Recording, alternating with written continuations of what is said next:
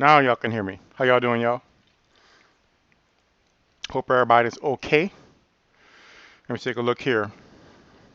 I'll take a look and see who we have. So we have Sean Hawkins in the audience. Oh, let me remove this timer out the way.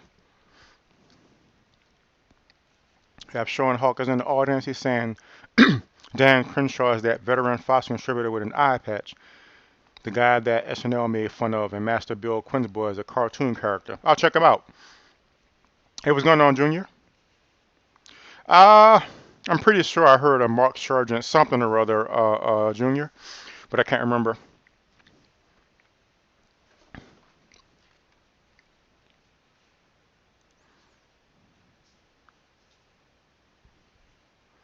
Awesome. Hopefully you could be entertained while you're eating your meal. Hey, what's going on, Loken? The link to join is in the description. I'll post it here as well. Give me a moment. I'll load up the whatchamacallit. Give me a moment here.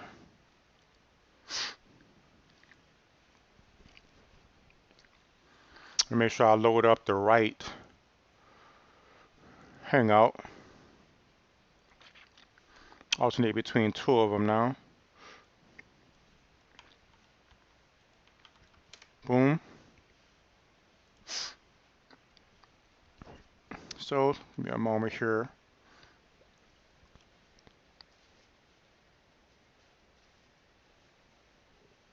Hold up. I think I'm looking at the wrong image.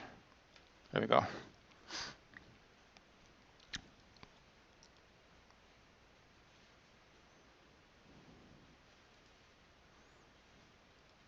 Hold up here. Let me get my hangout worked out.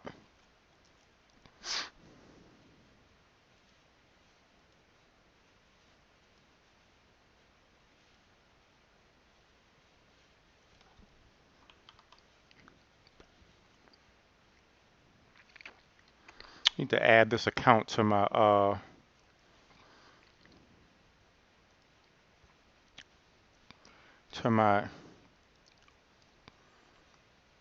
Meet. Take the time to do that. Well, coolness. This will be worked out. Awesome. Let me finish going through the comments, then I'll get started. Oh, I didn't even change the intro there. So today I'm going to be talking about Sam Harris, what he said about free will versus pure non-dualism, which is an idea that I was thinking about getting into. An opportunity arose to talk about this topic with a video that Loken posted earlier. So I thought, well, Kismet, right? Kismet. Hey, what's going on, Loken? Give me a moment. I shall finish going through these chats, and then we shall get started. All right. Let's see here. Talked about Mark Sargent dinner. Actually smoked pot with John Hura at a Grateful Dead show in Kellex. Bus there. We're high enough. That's already.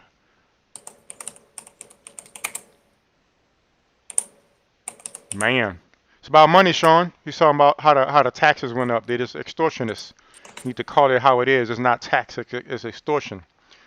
It's extortion, deceptively called tax to make it sound all official. Is the mob saying pay us for protection, or meaning you'll protect yourself from us stealing your stuff?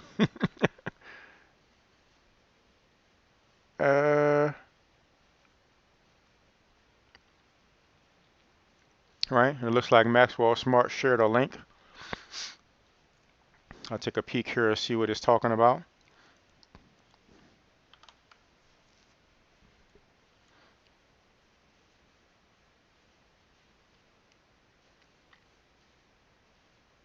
Okay. Okay. Yeah. The powerful people, at least as far as the world is concerned, traffics people. Hey, what's going on, Miss King? Or if anybody else wants to join, here's the link here. The topic will be free will versus pure non-dualism. Let me post this link out here. Just one bit of proof for the flat earth. Uh-oh. Gotta watch Sean. Sean gonna jump in on you with that flat earth. Well, Trump thinks there was how does Flight the Flat Earth have 14,000 subs?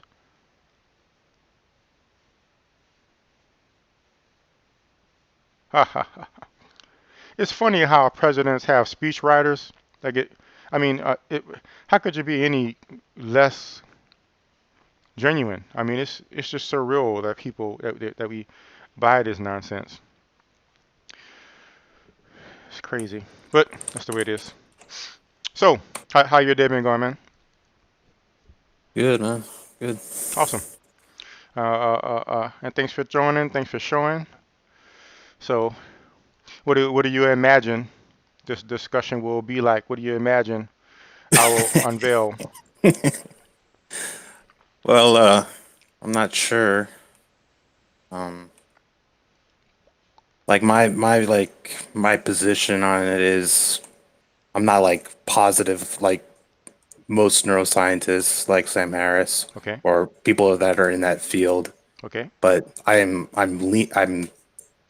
heavily leaning towards determinism, non-free will, but I'm definitely open for something. There might be something else, something that we're not accounting for Hmm.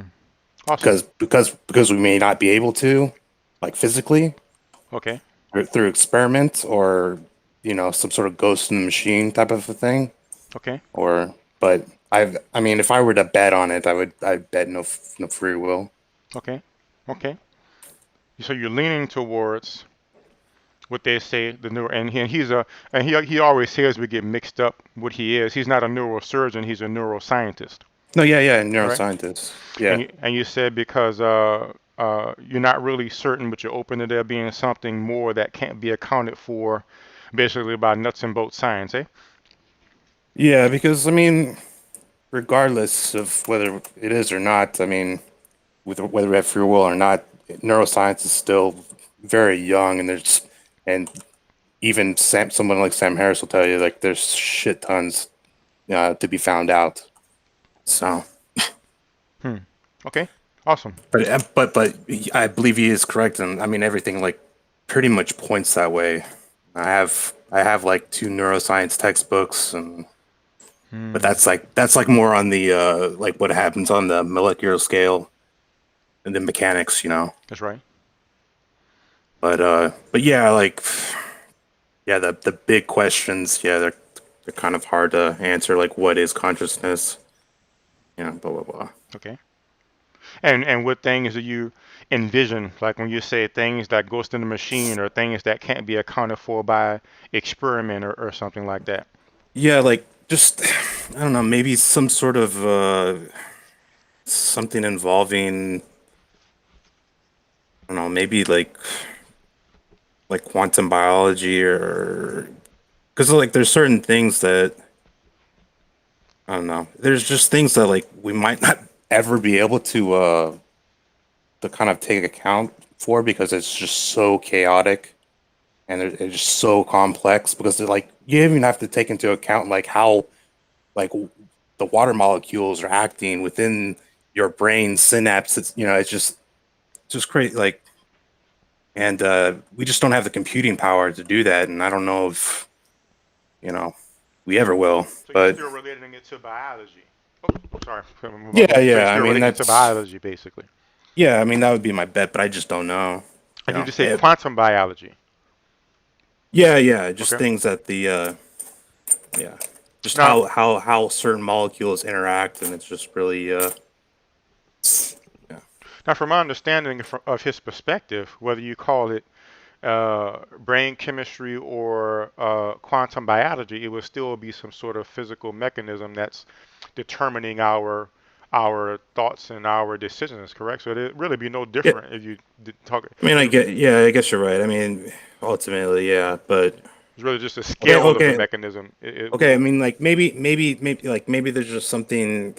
I don't know. That's in play, kind of like how we know that like we know right now that dark matter and dark energy exist.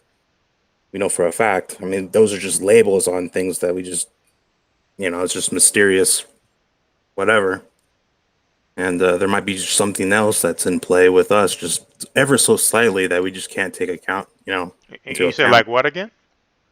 Something that's like might be I don't know, like it's like a different fucking dimension that's Mm, influencing us. I don't know, awesome, awesome. but just that we won't ever be able to like kind of test it, This is a very good scientifically. idea, though. So, when you say a different dimension, like what comes to mind with you about that? Uh, Shit, that's way above my pay grade. So Mm, yeah, yeah. interesting. This is one of the things that, well, why don't we do this? So what happened is, and to give my intro, I'll be forgetting to give my intro. My name is Darryl Lee Berry Jr. This is my show, Realizing the Shape. So today we're realizing the shape of free will and pure non-dualism. And this is episode 34, including the challenges I did to the flat earthers. And so basically, my friend Logan here uploaded a video called Sam Harris on Free Will. And he says some things about free will. And let me let you know, I'm actually familiar with Sam Harris, his work at least. I'm a fan of his. I read one of his books. I think it was a letter to the Christian nation or something like that. It was either that one or another one that I read.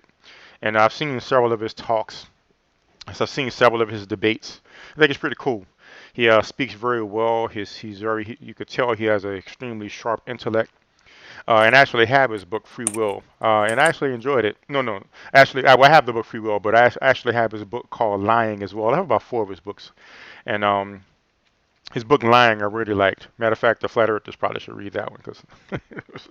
And I have his book Free Will as well, but I didn't get through the whole thing, probably because it starts to touch upon topics that I have direct experience with that I know is not quite like what they're saying, and they'll never be able to find out from any physical perspective, whether you look at the macro level or the quantum level. So what I'll do first, and I understand that you're familiar with the video since you uploaded it, I'll go ahead and share the screen here, Well, I've argued that there's and no such thing. I'll show the video for the people at home so they can know what we're talking about, and um, and then I'll go ahead and discuss it. So it's really only the first part that's relevant, the premise that he lays out. So I think you did a good job of cutting the video so that it lays out the premise right up front, and then he seems to expound upon it.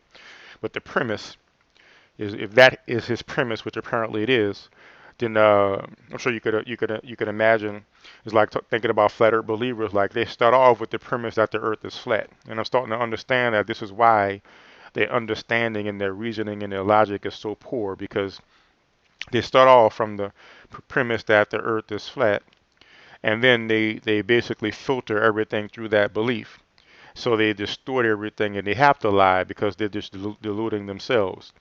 So by the same token, people talk about free will is talking about the essence of what we are, and they start from the idea that the brain determines our actions and our thoughts and so on and so forth. And I remember one time I saw a talk that Sam Harris was giving, and somebody asked him a question about meditation and or something around around meditation, where he answered of a meditation question. And he was saying how, he talked about how most people can't focus for the life or even to save their own lives. And he talked about the difficulty of just focusing on the single breath. And he talked about the calm that the focused mind, that the focused state engenders, even though it might take years and years to develop that level of focus, like a higher level Tibetan meditator. But that state of focus is calming and peaceful. And then he said maybe one day we can make a pill that could cause that same level of focus. And the fact is, even if we did make a pill that did that, it would still only be a mask for what's really going on underneath. So what I'll do is play his video, and then I'll give my perspective and give the experience that gives me that perspective, as well as the thought system that I apply to give me that perspective, and then we could discuss from there. So It's right here. Well, It's I've Sam argued that Harris. there's no Do such you know thing. where this was cut from? Do you happen to know where this was cut from? Yeah, it's actually a mirror. I just didn't label it. Okay. Okay, no Um, problem. Well, Well, I've this argued that there's this no is such. on Logan's channel, and I'll post a link in the chat as well. Well, his channel is already posted in the chat actually, so I knew he was talking. So your channel should already be in the description for the video. So I'm about to present this right here, and this will be Sam Harris, and we're going to listen to his opening remarks. I guess it's about 5 minutes, where he's talking about free will. One moment here. Work, work. Oh my gosh, you're saying a screen sharing error has occurred. So I'm gonna need to restart my meeting. Let me try this one more time. Sorry, an error occurred when screen sharing. Perhaps what I can do is just try to do the entire window instead. Nope. Okay. So let me go ahead and close this thing, and I'll be right back. And hopefully it's working when I get back in. One moment here.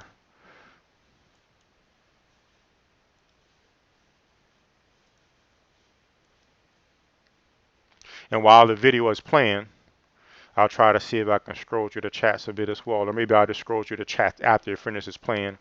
But because I want to listen to it again so I can make sure I address it quite specifically.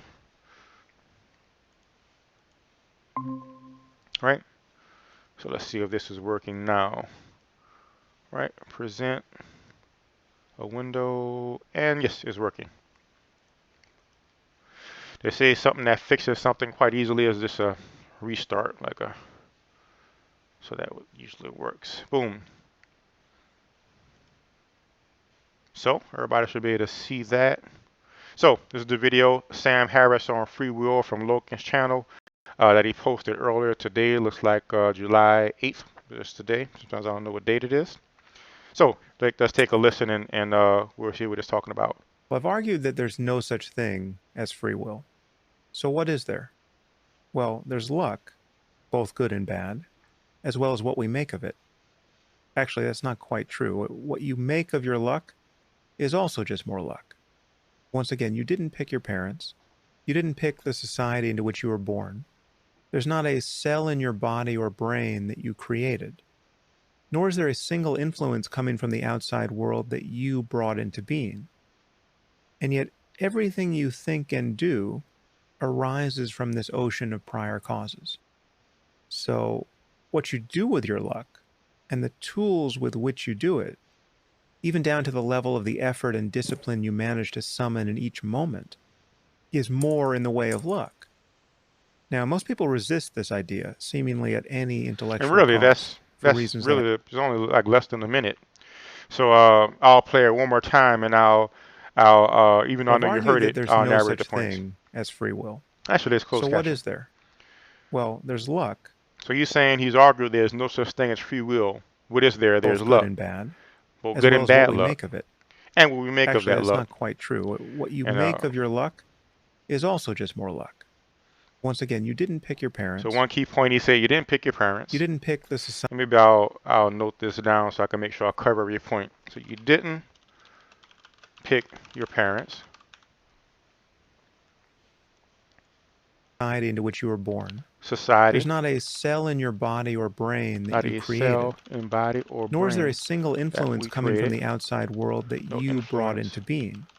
from And outside yet, world everything you think and brought do to arises from this ocean of being. prior causes. Everything we think So, what you do with your luck, and the tools is with the which you ocean do it, of prior even down to the causes. level So of the these are the effort and premises. discipline you managed. He's saying that you didn't pick your parents, you didn't pick the society you're in. Not a cell in your body or brain did we create ourselves. No influence from the outside that we bring into being. Yet everything we think and do arises from this ocean of prior causes. And you agree with this at this point, or you're leaning towards that at this point? yeah, yeah. Okay. It's just, but the, I mean, he's putting it like very simplistically, but yeah, I mean, ultimately, Okay. you can reduce it down to that. Let me see if there's any comments in the chats that I might add to my response that I can see here. Trump is going to file. All of you guys. Imagine there were progressed gun tech beyond musket, gun crime would be nil. I doubt that actually. Uh, people are crazy, and if they want to hurt you, they'll find a way to hurt you. I've heard, I don't know how true it is, but it definitely sounds logical to me that in places overseas where they ban guns or greatly limit guns, they're starting to have knife problems with people stabbing each other. I can't really be sure the article is a like a spoof. What do you call it? Satire. I know in school they Parody? didn't have guns, but there was a whole lot of fist fighting. So if people want to hurt you, they'll find ways to hurt you. What'd you say, buddy? Oh, nothing. Hey, you might want to. This is like my one of my favorite professors or academics, you should say, called Robert Sapolsky. And he talks about that, and most of my stuff. I haven't read too much of Sam Harris, but I've read Sapolsky's books and I've watched all his lectures that are available online. And he does. There's a little 3-minute video on free will. He does like a better job of kind of breaking it down. But these things, I mean, like you have to go through, hundreds and thousands of pages reading and to kind of get it where you're like, yeah, fucking makes sense. We just say this is like a 3-minute video that breaks it down. Awesome. So what I'll do, I'll play this one as well, so everybody can hear where Yeah, you're coming from. he's really good. I mean, I think he's much better lecturer than Sam Harris. Really, Yeah. it sounds pretty good. And he has that characteristic stutter, sort of, not really a stutter, but he's like, and the reason why, because I can't do it like he do it, but you know what I'm talking about. If you heard Sam Harris speak, well, I guess that's just the way he talked, but it's like Yeah. perfect to his way of talking. So it's awesome. So cool. I'll finish through the comments, then I'll play that video, and then I will expand upon my point. And there's Sean. Oh, did I scroll up? There's nope. He's at it again. Sean Hawkins say, uh, what is it? Did show us demonstrable proof of that. What did he say? I think it's funny that. Hold up, I missed that. Oh, there he is. Hey, bro, talking to medium majors. Did you find that demonstrable proof of the flat Earth yet? The mind of God says the Earth is obviously flat. You clown. And good to hear, mind of God. We'll be talking about God a little bit tonight. The real perspective of God, I shall say, the real perspective of Jesus, or Yeshua, to be more accurate. So it's nice that you're here. Well, Professor abortion clinics tell us that it's only the Christians that get to use that free will. Ha ha ha. Sean Hawkins talk about the fact that they say we have free will, but they don't want people to exercise their free will with abortions. Show us some proof. Okay. Okay, they're starting to argue a bit. But so we'll talk about God a bit, the mind of God. And you're welcome to come on later as well. But I'll do my little sort of monologue thing at the start, though, and sort of break down my position. But I'm happy to accept any criticisms or rebuttals or questions or what have you from anybody afterwards. And it so happened that I'll be able to be a little while up. So I'll post the link in the chat one more time. And we'll listen to this next 3-minute video. And I apologize, I forgot to make that space. Well, I already addressed that with you, sir. I won't argue that point. I've actually seen Jesus one time. He wasn't a black man, but that's a different story as well. But let's play this real fast.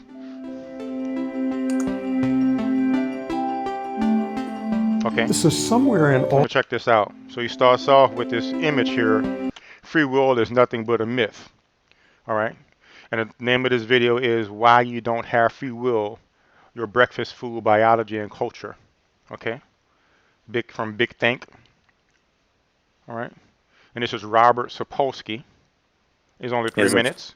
So say He's again. a Stanford professor. Stanford professor. All right. Yeah, on like behavior and fucking all sorts of things, involving the brain, basically.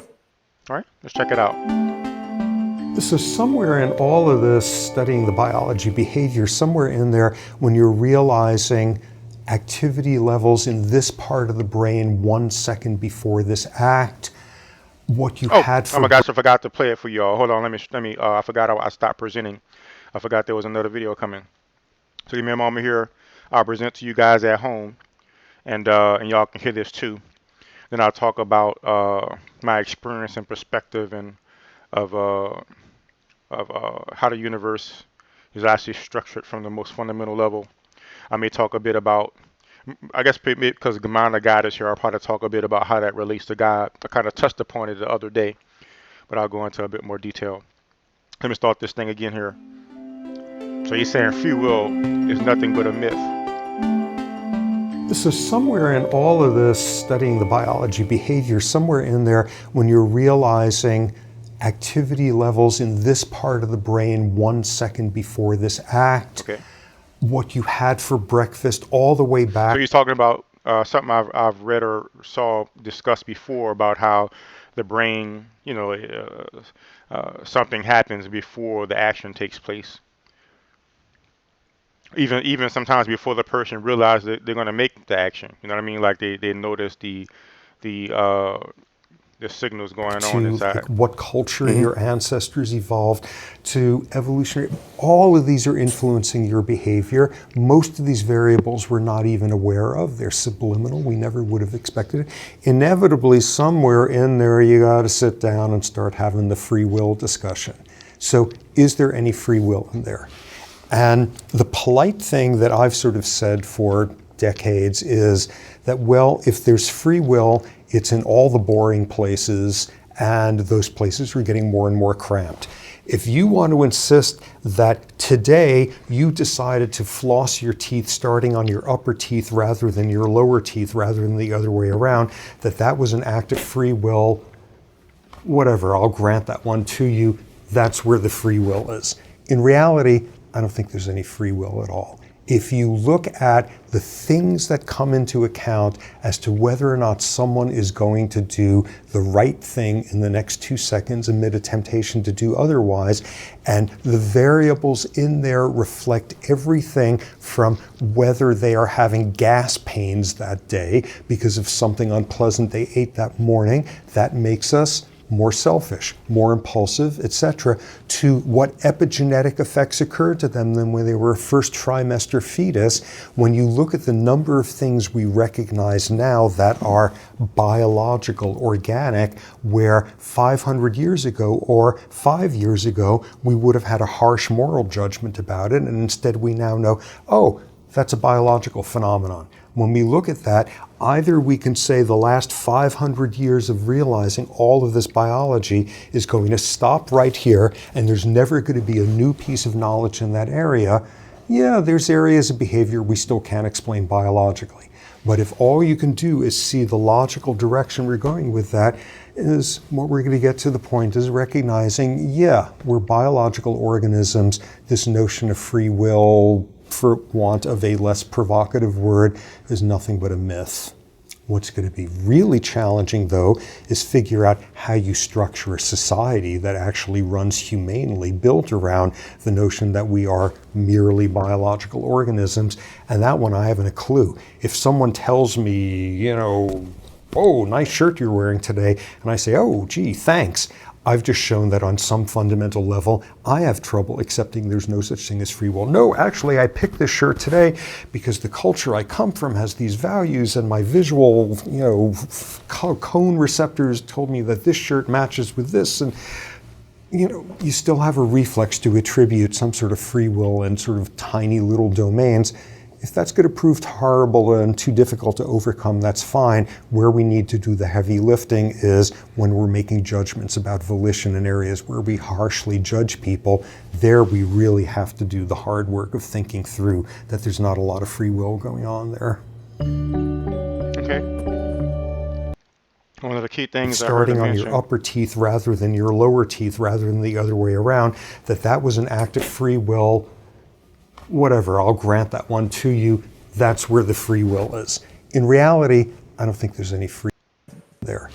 And the polite thing that I've sort of said for that makes us more How this selfish. apart? In there reflect everything. So he's talking about how If you look at the things that come into account whether as to somebody's gonna whether or do not someone is good or going to bad do necessarily. the right thing in the next 2 seconds amid a temptation to do otherwise, and the variables in there reflect everything from whether they are having gas pains that day because of something unpleasant they ate that morning, that makes us more selfish, more impulsive, etc., to what epigenetic effects occurred to them than when they were a first trimester fetus.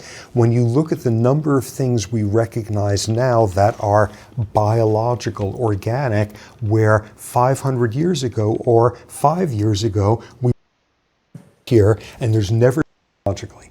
But if all you can do is see the logical direction we're going with that, is what we're going to get to the point is recognizing, yeah, we're biological organisms. This notion of free will, for want of a less provocative. Okay. So his basic premise is pretty much the same, but like you said, I can see he's a bit more to the point. He's basically just saying, even if whether it's gas pains or first trimester fetus memories or cultural norms, Well, yeah, basically, go ahead. yeah, he talks about in his book how it goes back, millions of years even, and all these things just compound and affect your current behavior. Okay.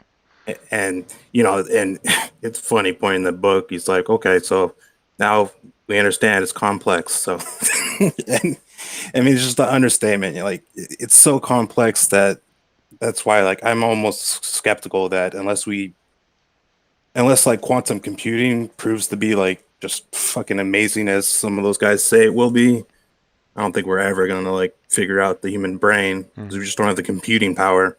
But maybe with quantum computing, we might be able to. Okay. But still, though, as complex as he may deem it to be, ultimately he still posits that logically we'll conclude that we're biological beings. Basically, our everything about us can be resolved to some kind of biological process, even if it's an external event that registers against our biological sensory organs and then affects us. It's still always a biological process. Yeah, I mean, and it just, and of course the implications on like the justice system. Like most neuroscientists will agree, like neuroscience and the current American justice system does just it's not compatible because if everybody, if ultimately they don't have free will, it's just an illusion. That's right. How can you really Yeah, judge a how murderer? can How you? can you really? Yeah. I mean, ultimately there's no good, there's no evil, but I mean, I get the point. Like, what are you gonna do if there's a car with a car that doesn't have brakes, right? Like, it shouldn't be allowed to drive on the fucking road. So, I mean, it's kind of like the same thing. Like, we set certain rules for our society, and I mean, unfortunately, like, there's no real way to rehabilitate some people uh, from their behavior.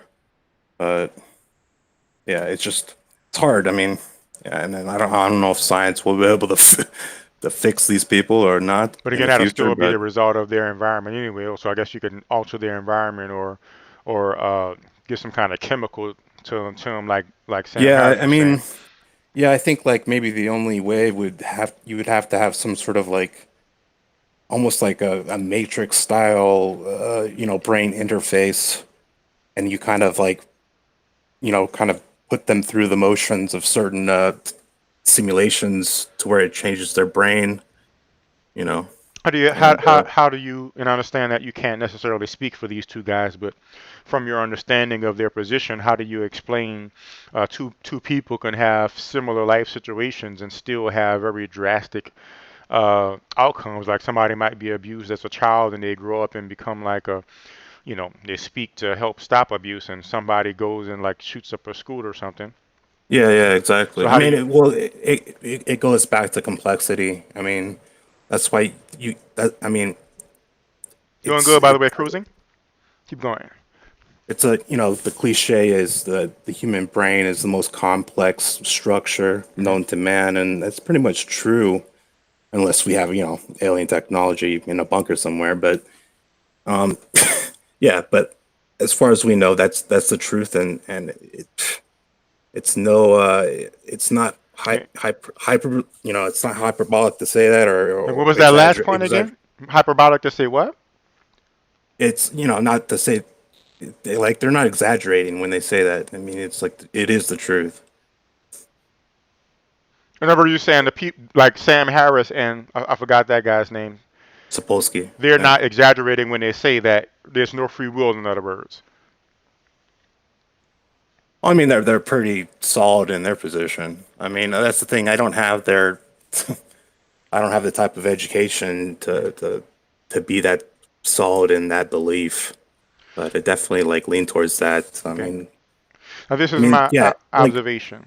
Um, just like flat Earth believers, they come with a certain premise, and thus it alters their perception and even the method and avenues they will utilize to investigate certain phenomena. So here we're talking about free will, which which is intrinsic. Even if you say, like for instance, my understanding is science still can't. They still don't know what consciousness is. Like they don't know how to take matter and form it together and make a conscious thing. They can't describe exactly what yeah, consciousness is. yeah. So We can't simulate that, mhm, with a computer yet. I mean, they're working on it, but we probably won't see that for decades, um, until quantum computing well, even that becomes a thing. I'm sure it'll still be a simulation, but it still won't be It's the actual thing. It still won't be the no. I actual. mean, what I'm saying is, I mean, like we're talking to create AGI or strong AI, known to colloquial term. Uh, it's Yeah, it's we're talking about probably one of the most complex inventions ever. So, fuck, we might not even see it in our lifetime, but they claim, 40 years, but it could just be like fusion energy. They've been saying that we're gonna have fusion energy, fusion reactors, and that work, 30 years every fucking decade. So, Mhm. for a long time. Right. So, What I'll yeah. do, I'll share two experiences, and what I'll do, I'll actually expand this title a bit instead of it just saying Sam Harris's free will versus pure non-dualism. It was going on Maxwell. I'll say Sam Harris. Oh, well, Sam Harris and let me copy that guy's name. Sam Harris and Robert Sapolsky and Robert Sapolsky I on just free don't will. understand how that guy can say what he's saying when he can't test whether or not you have a choice or not to come into this world as who you are Hmm. or otherwise, and say that there's no free will. And when you have plenty of free will, his Oh, understanding of free will is bound by his science. exactly. And you I starting mean, to mechanical on us a little bit, but you're and exactly how, how correct. do how do you explain documented reincarnation? There's been reincarnations that are documented, and people have went to jail because of these reincarnations. What do you mean they're going to jail because of these reincarnations? Okay, there's a little boy that was reincarnated, and he had and how he was killed, and who killed him, and with what, and where his body was buried in his previous life, and he pointed out the guy that killed him, and the guy confessed, and they put him in jail. Ah, So I got how you. do you explain that? And I have, I matter of fact, mean, in Buddhist if traditions, they. you're in this, Uh-oh, if you're you're going interested in mechanical any of again. this stuff, I'd look You, into stuff. Well, yeah, I mean, you gotta take where they're coming from, and it is they like, you know, uh, they're just hard scientists. So when they hear claims like that, it's hard for them to believe it, and that's understandable. well, let me Not that test. I'm Let me not test you. that not that I'm discounting myself. Like I said, I held the position. I lean towards that because of what I've studied. Mm-hmm. actually read. I don't just watch fucking YouTube videos on it. You're saying you lean towards their position because of what you yeah, read. yeah, studies as Mhm. well. Okay, I, well, I have a fucking like 1,700 page fucking neuroscience textbook, and I have another one that's fucking over 2,000 pages. So it pretty much leans towards that. But it's just what they failed to say is to bring up, because they had a limited time, is that whether or not we have free will, like the illusion of free will is extremely powerful, and it's not going to go away anytime soon. So it's like, and even hello, Stephen Matrix. Hawking, when Stephen Hawking was around, he even like noted on it. It's like, What's good, guys? What's good? What's Mic going check. on? Oh, we can hear you. yeah, he even said that like we just have to live our lives as if we have free will. Like, so he was just blatant and said, don't change the justice system. Just we gotta basically go on pretending that we have it, even though we don't. But it seems I'm like not from gonna. his comment that he doesn't think we have free Stephen, will. Who? What? Stephen Hawking. It seems like from Yeah. that comment. Oh yeah. He's hard determinist. Yeah. And what were you But saying, Max? he goes into like, yeah, it is like our environment, the universe, everything is so complex that you can't like do math problems and like predict what a person's gonna do 20 years from now. Okay. It's just fucking impossible because there's just too many variables, right? It's too many, the equations would just be ridiculous. Well, what if they discover that we're living in what you would call like a quantum reality, where there is an infinite number of views in every instance that you've ever lived or could ever live, and you're traveling through time in this quantum manner where you'll never know what your actual path is, but you know that there is an infinite number of paths that you can take. I mean, it's hard to explain and grasp, but I mean, I mean, we've kind of heard that version of things, but how do we even verify this? How do we even to be able to conceive this? You're saying how do we verify what you Maxwell can't. said about Yeah, multiple like timelines? how do we get a glimpse of this to even because we could think about it, we could have ideas. You know what I'm saying? But I You how do we make can't, it and that's definitive? what pisses me off about science and people that sit there and preach how they can prove everything in science when in all reality they can't. Let me All tell they you can do something is about prove. science, man. Okay. Well, let's go ahead and stop. Let's go ahead and stop. And what I'll do, I'll go ahead and I'll share my experiences that I base my position upon. Experiences that anybody can experience for themselves and validate for themselves what is really going on at the other level. Because I agree with Matrix. We could talk about it, and Maxwell as well. Like the scientists, I mean, we could talk about these things, but when you're talking about the essence of something that you can't even identify, and they're making claims about whether this thing has free will or not. Ironically, No, like go ahead. here's the thing. Like, you guys are kind of talking about like theoretical physics, like certain things like parallel universes or infinite universes or 10 to the 500 different universes. Those type of things probably will never be proven, as. But that's it's far different from neuroscience. That's all I'm gonna say because It's that's not. just no. It's not because they Neuroscience don't is they don't know how the brain empirical. That works. They don't know how the brain works. You're telling me they know how the brain works? they know a lot about it, man. I Yeah, think they they know a know lot much about it, more but than they they don't know tell where us. thoughts. They still don't know where the information comes from. They can't. They can't. I suggest you buy a couple textbooks on it. I You'll suggest open you your do eyes. more research because they cannot explain why Edgar Casey was able to do what he did. If you know who Edgar Casey was. Yeah, I've heard of him. Okay. But that's the thing, they don't take into account these. They just think those people are crackpots, man. See, that's the Like we're talking, problem. we're Every time, talking hardcore empirical scientists. Like this isn't like Michio Kaku talking about the fucking bubble universe. This is like shit that we can actually study physically. The brain, made up of 80 plus, billion neurons with 10 to the 24 connections, or not 10 to the 24, 10 to the 16 connections, right? So I'm not discrediting all of science, but a lot of it that they push as proof is nothing more than a best guess.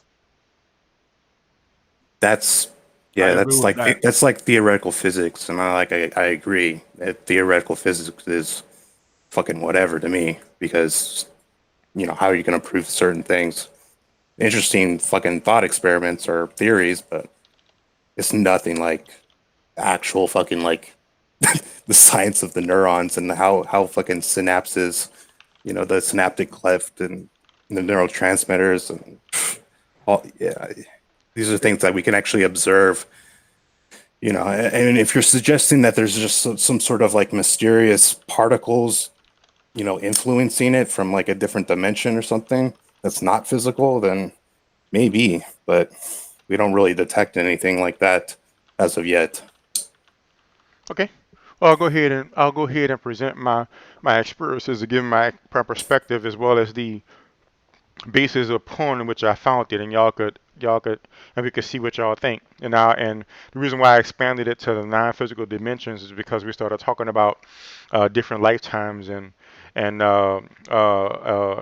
one of the things that Sam Harris said was we don't choose our parents. He said you didn't pick your parents, you didn't pick your society. One of my earliest non-physical experience memories, one of my earliest out-of-body experience memories was a memory of existing before this life.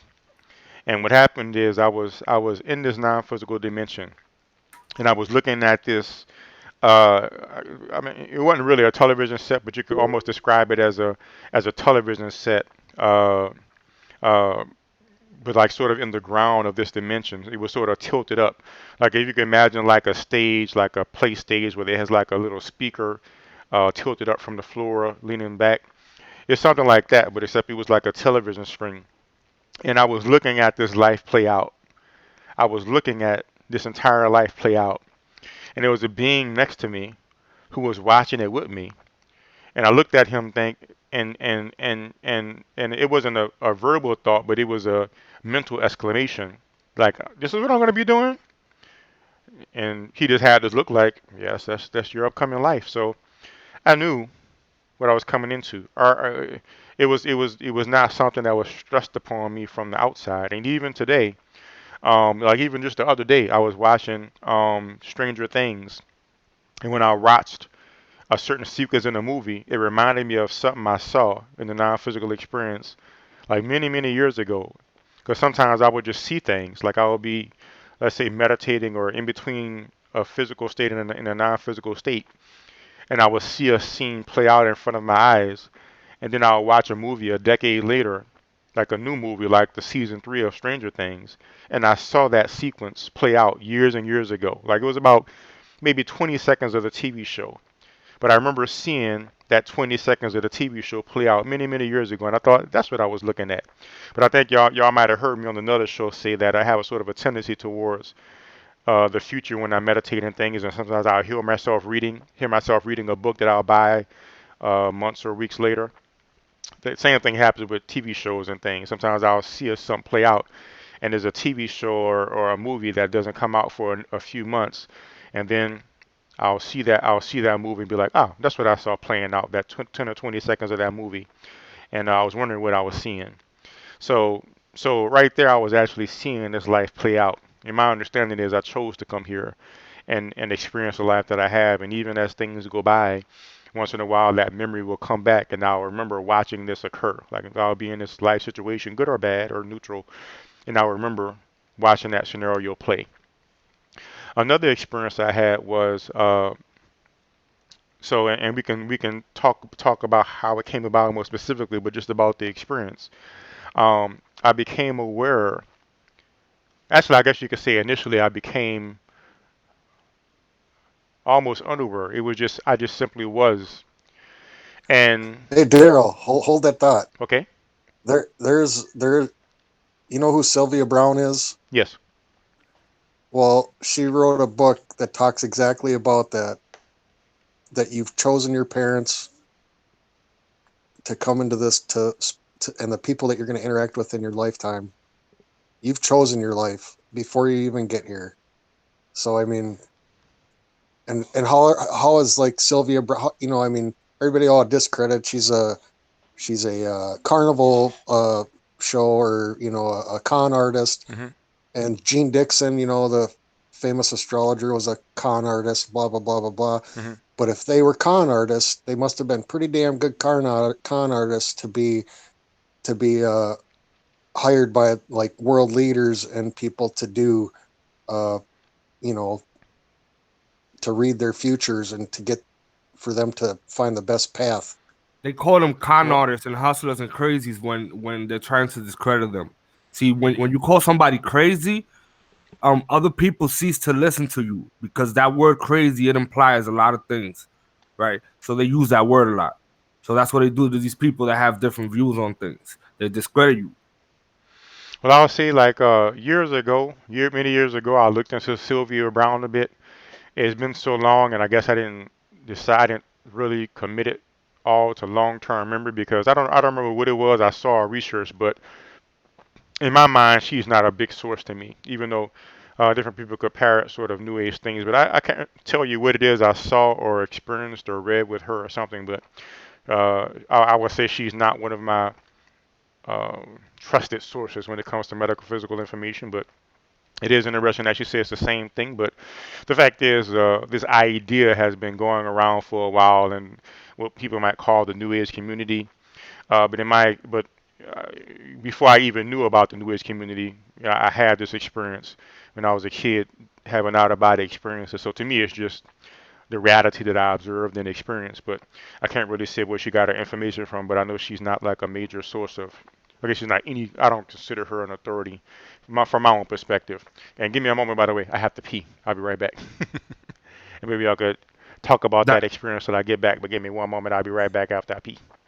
I'm that's not just the saying thing, that. Darryl. I don't think for you guys to accept like the news, you guys are expecting this list of credibility of you guys just have to sometimes accept what is being said and think about it if it's possible. Put it in a folder somewhere in your Well, brain. yeah, So don't just keep an open mind. exactly You don't know, I just mean, say, oh, because it's not from so and so heart college and from come on, man. It just sounds like you guys are following like men. Like you guys are just waiting for leaders to tell you what to do, and you guys just go at it without critical thinking. You know what I'm saying? Like that's all. I mean, you don't have to believe in everything, and that's what makes me angry is that you see a one-sided of this side and a one-sided of that side. There's no open mind to possibility anywhere, so it limits everything. Research both sides. You're not going to get a full understanding of what the hell you're even, That's correct, man. you know. And we have to understand who is giving us everything that we believe in. Who is giving us this information and why? Why are they giving us this information? You know what I'm saying? We have to question that. What is their intention in giving us this information? What did we actually learn in school? You know what I'm saying? Like, let's question Back. all these things. Well, Who school is limited. I mean, they only teach you, you know, what's required, you know, and whoever decides that, who knows? But you know, I mean, it's up to I'll you to take it a go out different. and I'll take it further than that. I'll ask who developed the curriculum for those public schools. This Right. information is already out Well, there. and let me give You my know what I'm saying? next experience, and I'll be happy to catch up on those things. Next experience. Now, first, let me say the idea of what's really God has nothing to do with this universe at all. Religions say God created the earth, created the heavens and the earth, and we're created by God. Um, like the religious biblical type God is simply a made up concept. And what could be, and sometimes I loathe the word God itself because it's been so adopted by religions, but we could use the word God or reality. But what's real, what's true, has absolutely nothing to do with this universe at all. This universe is absolutely illusory, and uh, and what we are is really the mind that's dreaming the universe. Like according to the quote that's attributed to Buddha, whether he said it or not, is that there's one mind in the universe, or something like there's one mind in the universe, the many are one, or something to that effect. Like there's really one mind in the universe dreaming everything. So this one experience I had was I I became, I guess you could almost say, unaware. Like I just was for a while, and it was like I just was, and then a sort of awareness hit, and I was this mind, like I was the mind that was projecting universe. At least that was my experience, that I was this mind, this universal mind. And I was able to perceive the universe below me. Like I was able to perceive the universe itself. I perceived, one, that it was finite. Like people talk about the universe being infinite, and in my experience, there are different timelines and multiple options available, but they're just multiple. They're not infinite. So I recognize that the universe is finite, both in time and space. It does have an end, and it only is so big, so large. Also, I recognize that I was able to perceive the self that I am now. So the self that I am when I think I, and I think Darryl Lee Berry Jr., this self was just a speck in this field. And all the universe is just this field of meaningless activity. So you have this field of meaningless activity that is the universe. And this one mind is dreaming. So every single object, every single individual, every single animal, every single insect. So really every single iota of the universe is a thought of this one mind, like it's a thought or an idea in this one mind. When I became aware of this, when I became aware of the finite nature of the universe, then I, as this universal mind, became aware of the finite experience of myself, because I was dreaming the universe. And it took an instant to realize that the universe is on the verge of ending, because I'm on the verge of ending. And the terror of that caused me to resolve back into an individual self. And then I was sitting in my physical body in the chair again.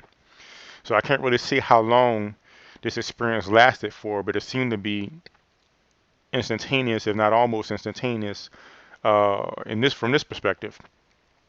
But from that perspective, I experienced myself as this universal mind dreaming the universe.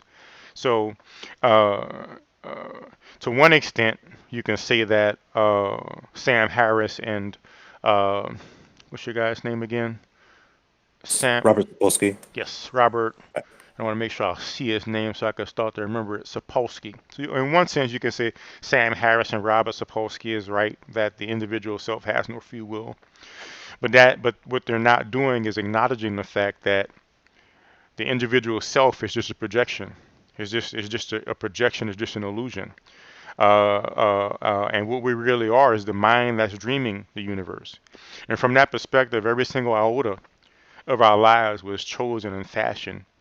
And that one mind purposely set the world up and our lives up to be the way that it is, and then purposely denied its role as the dreamer, and put itself in the position of being a little bitty speck within the dream, following its own dictates. So even from the perspective of the individual that having no free will, is still the self-determined force determination, because we're really the mind that's dreaming the universe.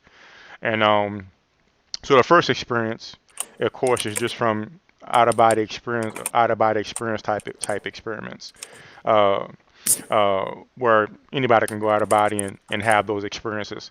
And I'll mute you to help your typing. So anybody can have such experiences. And the second experience comes from the experience of pure non-dualism, when I put pure non-dualism in the title.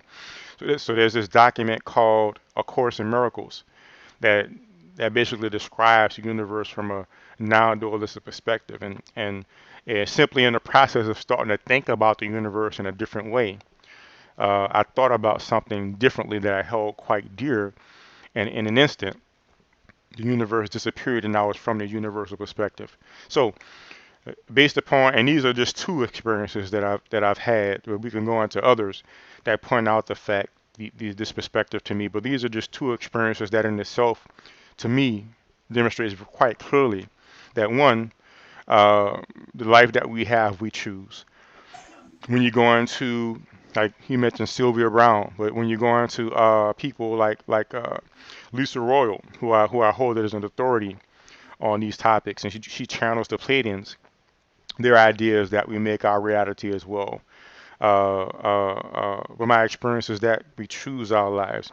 I've also had an out of body experience where it was really sort of a deep meditation where I fashioned this meditation where I can get more of a perspective of my different lifetimes, and I was able to see the physiologies that I've held in different lifetimes. So my direct experience is that our lives, our parents, our names, this is not haphazard. We choose to be here. And from the universal perspective that I experienced, we're the ultimate will that's determining everything. We are the dreamer of the dream that's making everything happen. That's determining what everything is going to be or not be. So it's totally contrary to the idea that we don't have free will. So basically, what we're doing is we're a universal mind pretending to be a limited mind for a certain purpose, and we can get into that purpose later. But suffice it to say that ultimately we're the ultimate chooser of everything that happens, including our experience that we're not choosing. Um, one of the books. Go ahead. Well, I was going to say that science would debate that and say, well, so if you can choose your life here, then why would you choose to be a baby that was born and died at the age of 1 or something to that extent? You know what I mean? That's a very good That's question. that. So, I mean, who knows? Who really knows? At Nobody that point, knows, in my at that point, opinion. it's out of your control. I guess we have the choice of coming, but we cannot choose how our parents behave. You know what I'm Well, saying? So I'm at not. I believe in. I'm a big believer in science. It's a great thing because it gives us information and it gives us good information. I'm also a spiritual believer because that gives us information that science does not. I mean, so I Science don't can't explain most things, and those know. spooky things they kind of tend to go away from it because they Yeah, can't prove exactly. it. That's why you got to stay with both sides because you can get a general description of what science believes in one thing. For instance, I've been looking into black holes recently, and Stephen Hawking. I really don't like Stephen Hawking just because of his theory on a black hole, which violates the laws of thermodynamics. I mean, if I'm understanding correctly, his theory says that black holes fizzle out after a while. They just consume all this matter and fizzle out into nothing. And So where and does I so, apologize. Give me one moment so I so could address something real fast in the chat. Junior, why did you silence all of Mind of God and comments?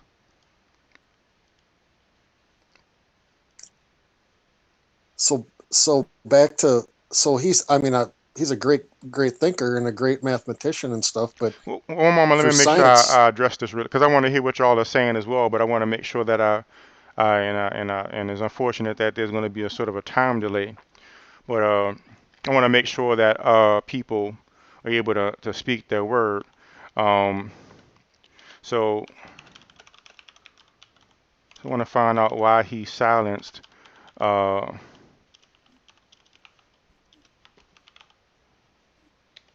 the Mind of God and Miss King. are they having a chat war? Yeah, so I'm gonna have to start removing a lot of hammers, man, because I had to, I like Rez, but I noticed he was like silencing people, like, they was just making their own, comments about their own perspectives, but he was silencing them. So, and I don't really like that. Uh,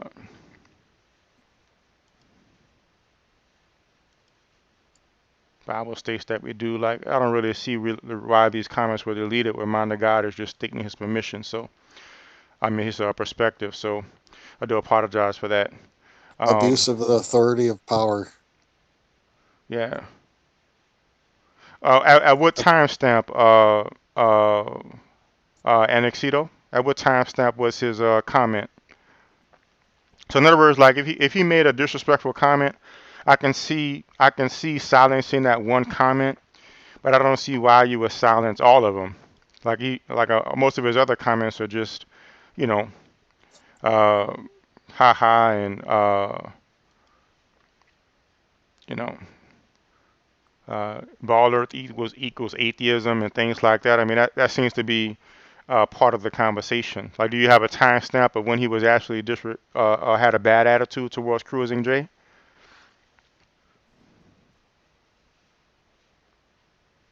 So I might just need to make some official like moderators to moderate the chat.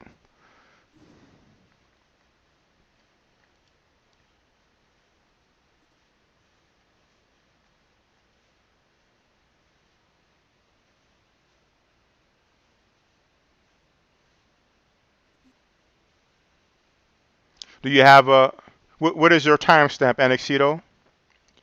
Like, was it in this chat today? I don't want to have to try to scroll through every single chat to try to find it. Well, if you give me I see. Well, give me a moment. I wanna see this myself, and I could make a determination of what's going on here.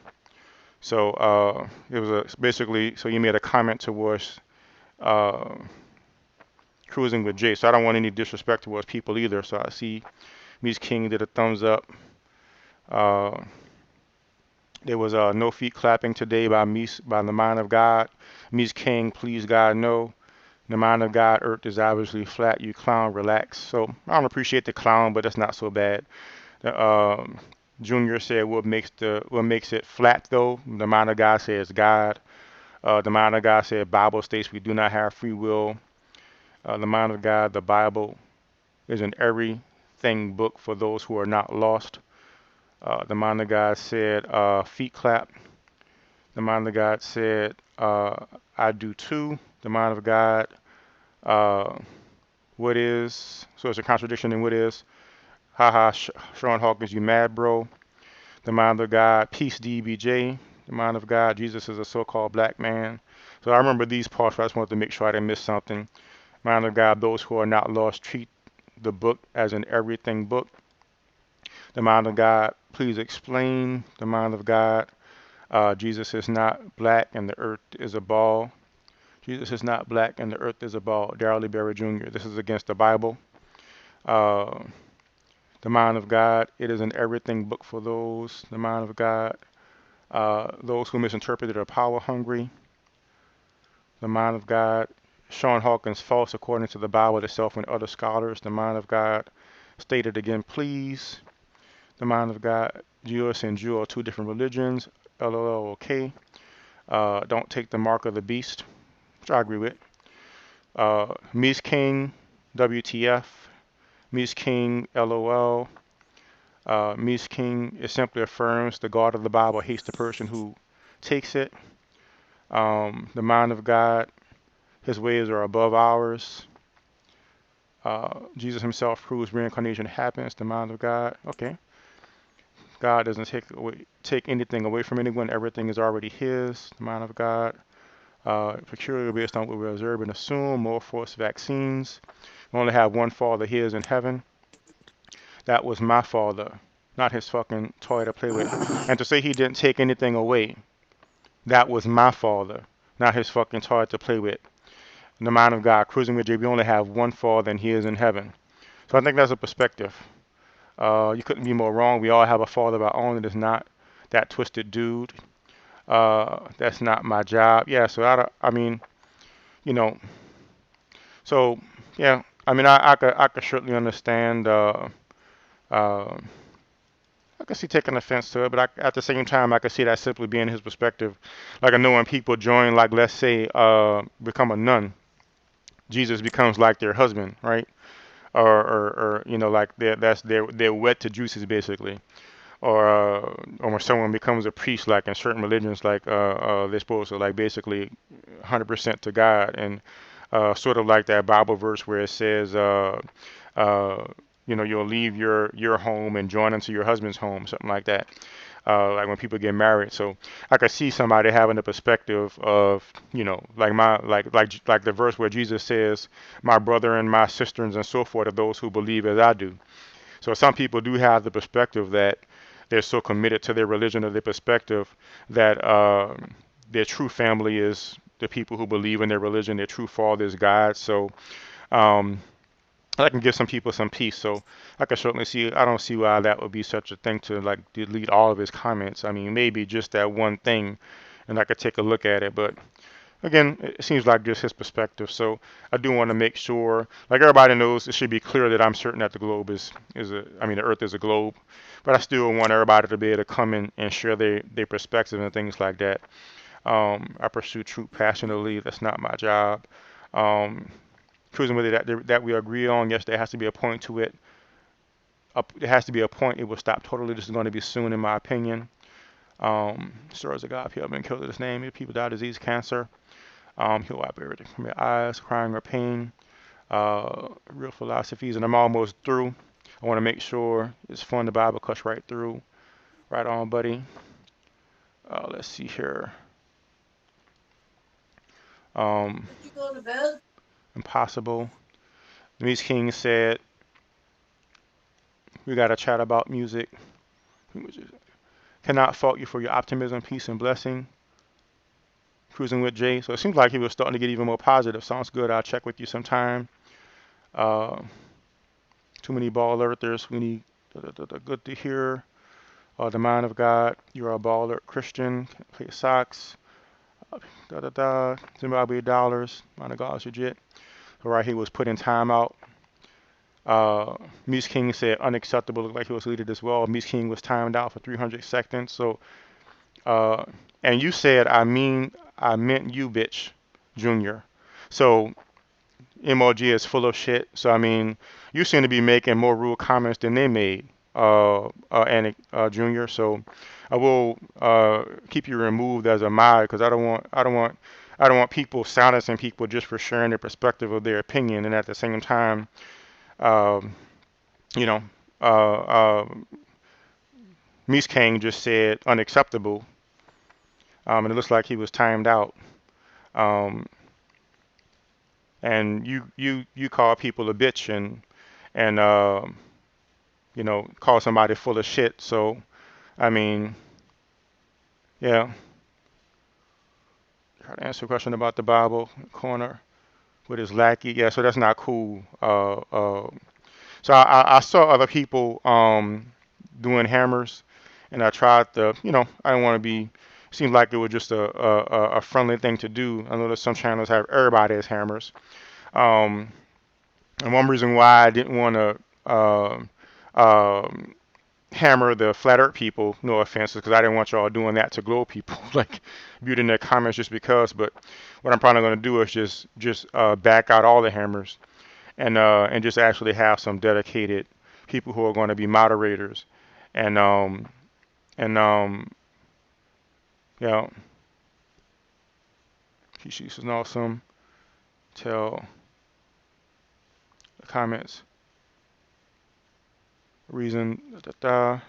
Yeah, so I was enjoying having Mandakar here and seeing his perspective on things. So and it seems like he left because he was silenced, and I could understand that. So what I think I'm going to do now, I'm just going to just go through and just remove all the hammers, and until I get like a dedicated mod who will not abuse the hammer and like silence free speech. So whenever I get a hold of mind of God, I'll apologize to him and welcome him back. So I may not agree with him, but I do like hearing his perspective. And are you still here right now, mind of God, or did you leave already?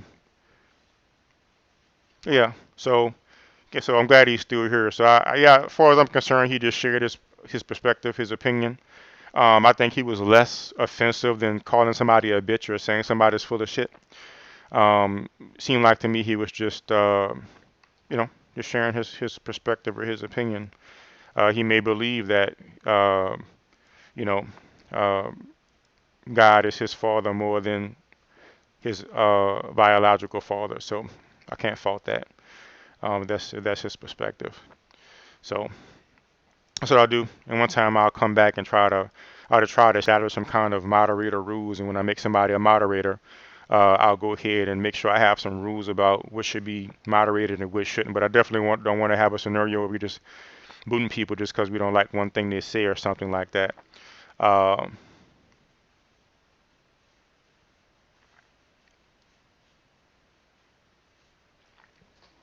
So cool. So I apologize for that, but I just wanted to make sure I got that worked out. I know somebody was saying something in the middle and I done lost track. I don't remember what y'all was saying, but I shared my two experiences that are like the core of my knowledge, at least, that really we're the dream of the dream. So we have 100% free will. We have absolutely 100% control of every single iota of what's going on. And even from our perspective as an individual self, this universal mind has designed it so that, uh, you know, we even on this level we choose. We may forget the fact that we choose when we become incarnate. Like there's a veil of forgetfulness that falls. But even as an individual, it's set up so that we choose. So really, the idea that we're subject to the world is really a victim mentality, even though it may not be characterized that way. It just seems to be just a biological focus, but ultimately it means that we're victims. If somebody's a murderer, they're pretty much victims of their environment. And but that goes into another topic as well.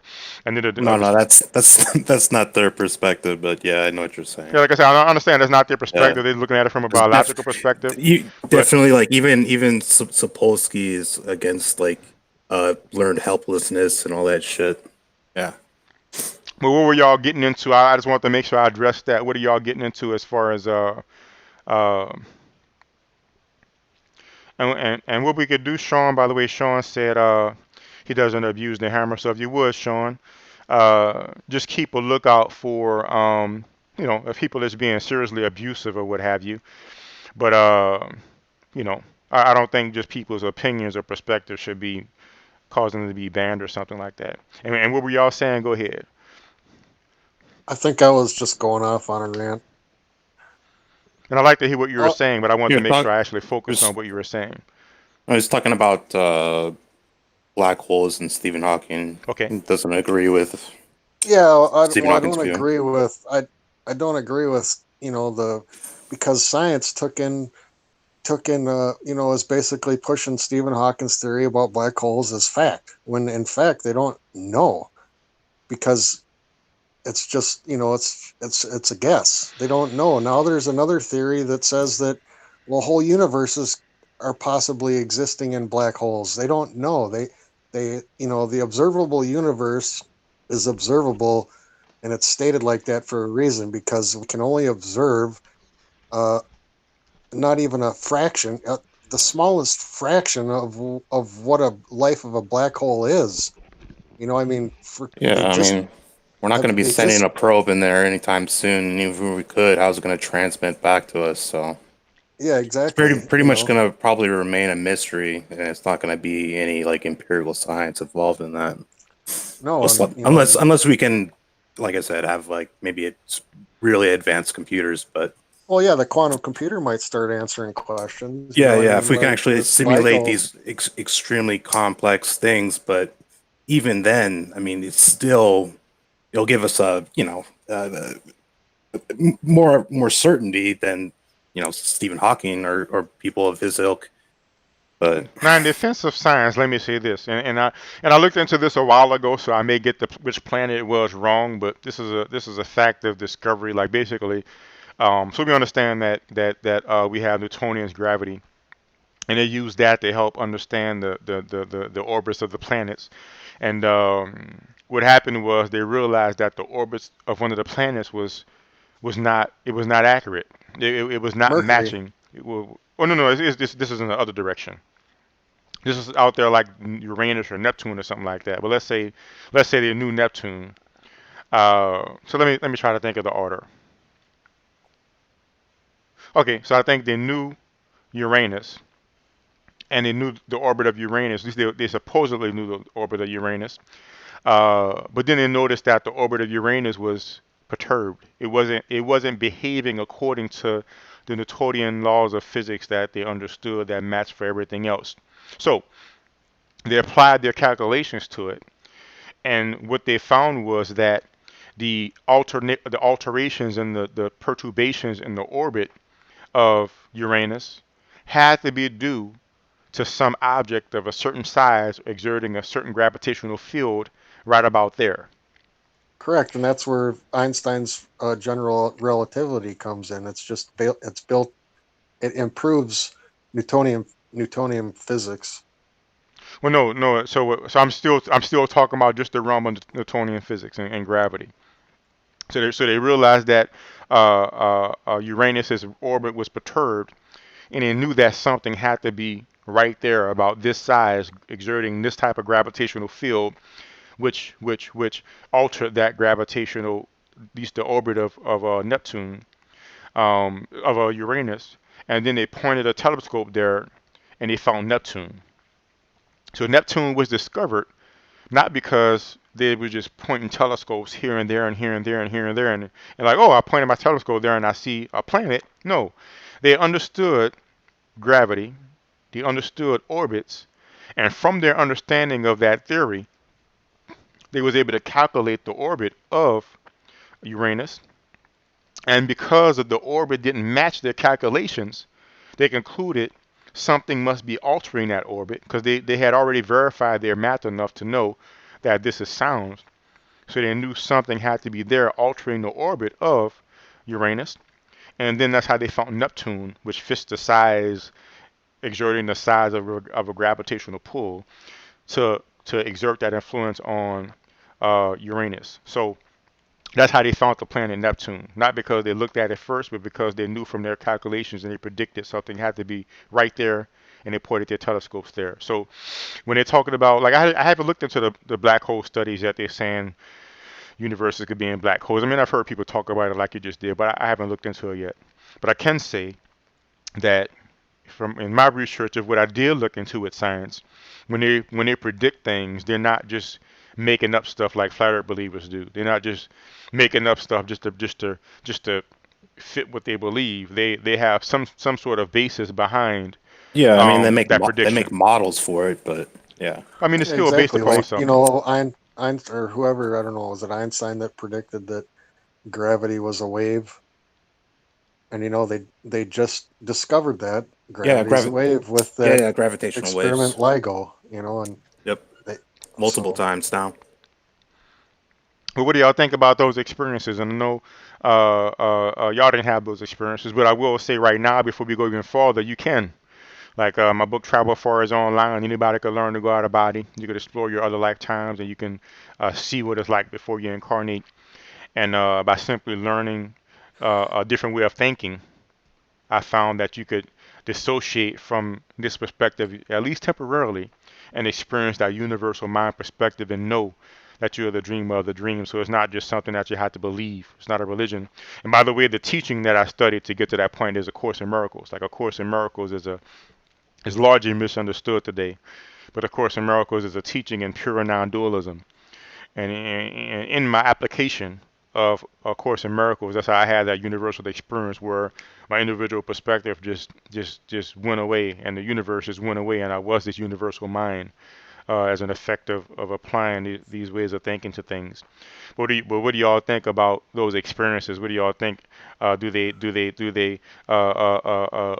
that they're real experiences, do you think they put a wrench in the idea that we don't have free will, or that we don't choose our parents and where we incarnate and things like that? well, definitely.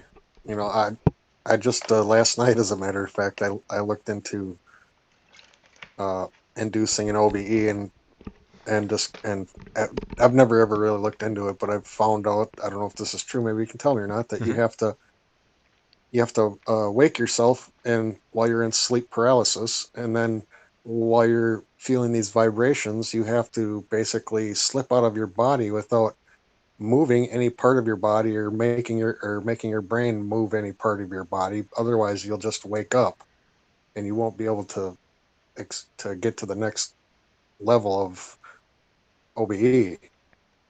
And anyways, I had some pretty intense dreams last night, and they were, they were those, I don't know, REM only lasts like 5 minutes or some short period of time. I don't know, maybe Tig can talk about if he knows anything about dreaming. Certainly. But it seemed like my dreams would last like hours. I'd wake up because something would happen in it, and I'd wake up and then I would remember what was going on, and it just seemed like a whole half a day had just gone by Hmm. of stuff that I've remembered. It was kind of creepy. All right. I'm getting back into that lucid dreaming. And where, by the way, did you read that about the process of getting out of body? Like where did that source come from? It was some girl I looked at on YouTube. Okay. Well, first of all, thankfully, I started having out of body experiences by having them. So there's a lot of rules that I've broken because I didn't know that they were rules. So one thing to keep in mind when you start reading about the out of body experiences, there's a lot of preconceptions that are simply false. So I've gotten out of body that way, where I've gotten into the paralysis state and I got into the vibration state and I slipped out. So that is a way to get out of body. But a common misperception is that it has to be that way, or that you can't move. So one of the things I did in my process of I had my period of time when I just went out of body and I explored just just willy nilly, and then I had my period of time when I was focusing on exploring certain things. Like I want to see what it's like out of space. I want to go to a different planet. I want to meet a dead person. I want to meet somebody out of body and confirm it. I did that. And then I reached a stage where I wanted to teach people. So I did a lot of reading and I did a lot of experimentation with other people's techniques, and I did a lot of playing around with creating techniques and just learning the process and going into altered states over and over and mapping the steps and everything. Have And you tried to verify anything? Like, I mean, like if I ever could experience this, I would want to like go, like, for instance, I'd like to go out in my garage, for instance, or in the kitchen or something, and look at an object that it's there, and then when I wake up, go make sure that it's still the same thing that I was. You know what I mean? yeah, sure, I've done that. You could do that. But in the process of learning how to do those things, though, I developed a technique that I call relax move. And if anybody's interested, by the way, I'll post a link now for my books. You can click Travel Far and read it yourself. And also the course classes link. So if anybody want to take the class and learn firsthand from me at least. But so what I did was I would purposely move to get out of body, which is totally contrary to what this person just told you. But what I would do, I would relax, and then I would move into a different position. Then I would relax, and I'll move into a different position, and then I would relax, and then I'll move into a different position. And then one time I went to relax, I was paralyzed. And what I found is that when you're paralyzed, you can relax and you can just move out of body. I also found that there's nothing wrong with moving. So let's say I'll be working to get out of body and my nose itch, I just scratch my nose and I continue practicing. So there's so many different misconceptions that I tested. Some of them say that you can't wear jewelry. I will wear jewelry. Some of them said you can't cross your arms. I made a technique out of crossing my arms and my legs. I would cross my arms and my legs, and then I would have a dream. But then I realized that whenever I crossed my arms and my legs, I think this started with like one time I was sleeping and I had a dream. And in the dream, I could barely move. Like I was trying to run and I couldn't really move. I couldn't really move. And when I woke up, I realized I had wrapped myself tight in my blanket. So basically, I must have rolled around or whatever, and I was wrapped up real tight in my blanket. And the constriction translated into my dream where I couldn't really move well. Well, what I did was I would fold my arms and fold my legs, and then I would dream that I couldn't move really well, and then I would become lucid in the dream, saying, "Oh, I'm having difficulty running." I forget, yeah, it's because I crossed my legs when I went to sleep. Then I would get out of body from the lucid dream. So first of all, just let me say that there's so many things that people say about out of body experience, both people you might see on YouTube as well as established authors who've been writing about it for years or decades, but they still based upon certain preconceptions. That's not to say their methods don't work. Like I said, I've tried the not moving as well either, and I've gotten out of body. But I find that when I focus on I can't move, it's almost like you can't think about a pink elephant. You know what happens? So oftentimes if you have an idea like I can't move, it can cause more tension. But I have gotten out of body with the idea that I can't move. So that's a way to do it. I don't think there's a book I've read, like, for instance, Travel Far. I believe the bibliography is online. I'm pretty sure I'll put it there. But the bibliography is like 200 books, like 200 or 300 books. Like just the bibliography. And that's just the ones, like, I didn't really intend on writing a book on OBE when I first started. But like I just went through and got all the books I remembered and all the books that stuck out to me and things like that. And there's like hundreds of books that I've read and different techniques that I've tried, and every single one that I tried, they all worked. So that's not to say that you can't get out of body with whoever's book you wanna try. It could all work for you. But it's just to say be mindful of the fact that people have misconceptions and uh, you know Well, how do you know? How do you know? How do you tell the difference between a lucid dream and an OBE? Good question. I Well, you mean, test it just like you said. So, you know, I think one of the reasons why science, well, I guess I can't really say because that starts to open up other can. I was about to say one reason why science might have a sort of disdain for the non-physical is because they think you can't test it. But the fact is, I mean, you can come up with experiments, but it basically challenges a lot of their theories in the end. But that's how you I test mean, it. So, because the reason I ask is because when I was young, I used to lack sleep paralysis. So when I dream, my mom would always say I was possessed because I mhm. would literally walk around for hours talking to people and pointing and doing stuff like as if I was, living, playing with friends or something, Okay, or whatever the dream was about. I mean, and I remember a few of them because they were terrorizing moments to me, okay. and I was actually uh, when I woke up, I was actually pointing out my window, saying, "They're here, they're here, they're Would here." you say you were sleepwalking though? Yeah, I was sleepwalking, Okay. and in my dream, I was, pointing out the window, saying, "They're here, they're here, they're here," and the sky was so full of airplanes and helicopters that you wouldn't think they'd be able to fly. And when I woke up, I was standing at my window with my arm up, pointing when Yeah. I woke up. Well, well, So I well. mean, All you have to do is test it, really. The fact is, there is a lot of overlap because you can be out of body, but you can be in a very unclear state of mind, and it could seem like a lucid dream. Or you could think you're lucid dreaming and you can be out of body. And at the same time, you can be out of body, and there is no doubt that you're out of body. And sometimes you could be in a semi-lucid dream where you think you're still physical. So the only way you can do the way you learn is test it. So if you think you're out of body, like do like you said, go walk in the other room and see and look at your mom and see what she's doing, and then in the experience, and if you go out of body and you see your mom is actually doing that, then you know you're out of body. Or go visit somebody and see what they're doing, and then call them up later and see if they're doing it, or come visit me, and then see if I can tell you what we talked about. So that's how you do it. You test it.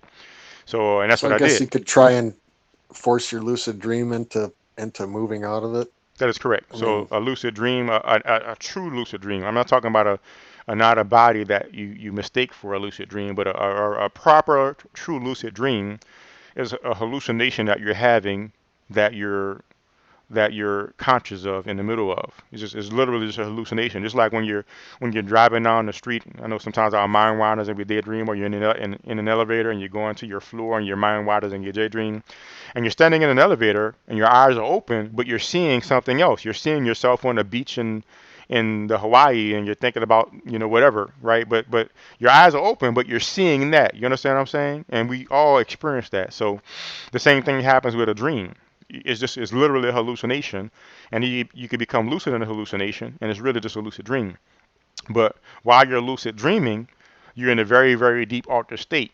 So you could become lucid, and I used to call it the lucid dream launch pad, a launch pad, and you can relax and you can move into an out of body experience proper.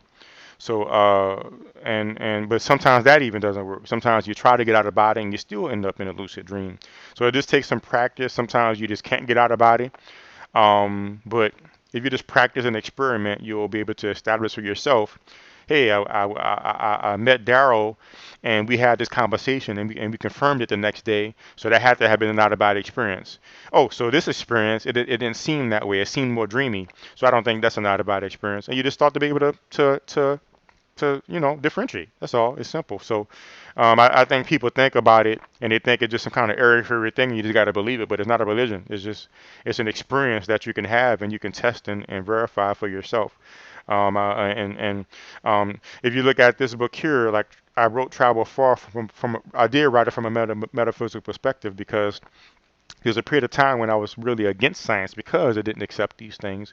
But Flat Earth brought me back to science. I'm like, damn. Like science is good. So then I realized I gotta up my game. And the second edition of Travel Far, I'm writing it from a more scientific perspective, and I'll do more experiments like that. And I'm starting to recognize it's simply just a different frequency of the universe, just like how we found the atom. At first, they thought, based upon what I read in science class, they thought the atom was solid at one point. And now we know the atom is made of protons, neutrons, and electrons. And now you can subdivide that even further. Well, you can keep on subdividing. And eventually you get to what's called the non-physical. It's just a different frequency of the universe. And that's what we experience out of body travel in the afterlife and things like that is simply a different frequency of the universe. So these things can be tested and experimented with. Of course, we can't use physical world technologies. Oops. And let me restart these guys. I tried to minimize it. One moment here. Boom. I got disconnected there. So of course we can't use physical world technologies because our physical world technologies are not advanced enough to and I'm still muted there. So we can't use physical world technologies because our physical world technologies are not advanced enough to detect these things yet.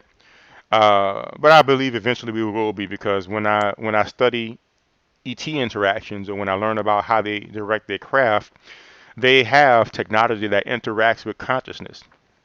And they can interact with their technology with their consciousness. So I'm certain that there's a level of technology that can interface with consciousness and we can perceive consciousness. Like I've read accounts of people that got abducted and ETs lay them down on the table and they could see their dreams projected on a television screen. They could see their memories and their thoughts projected on a television screen. So the fact So our is, consciousness could be in a dimension that we just haven't discovered yet. exactly, that's my experience. I mean, they can't explain what consciousness is. That's right, because it's not physical. So as we discussed in both of those videos, they're basing all their entire investigation on the physical.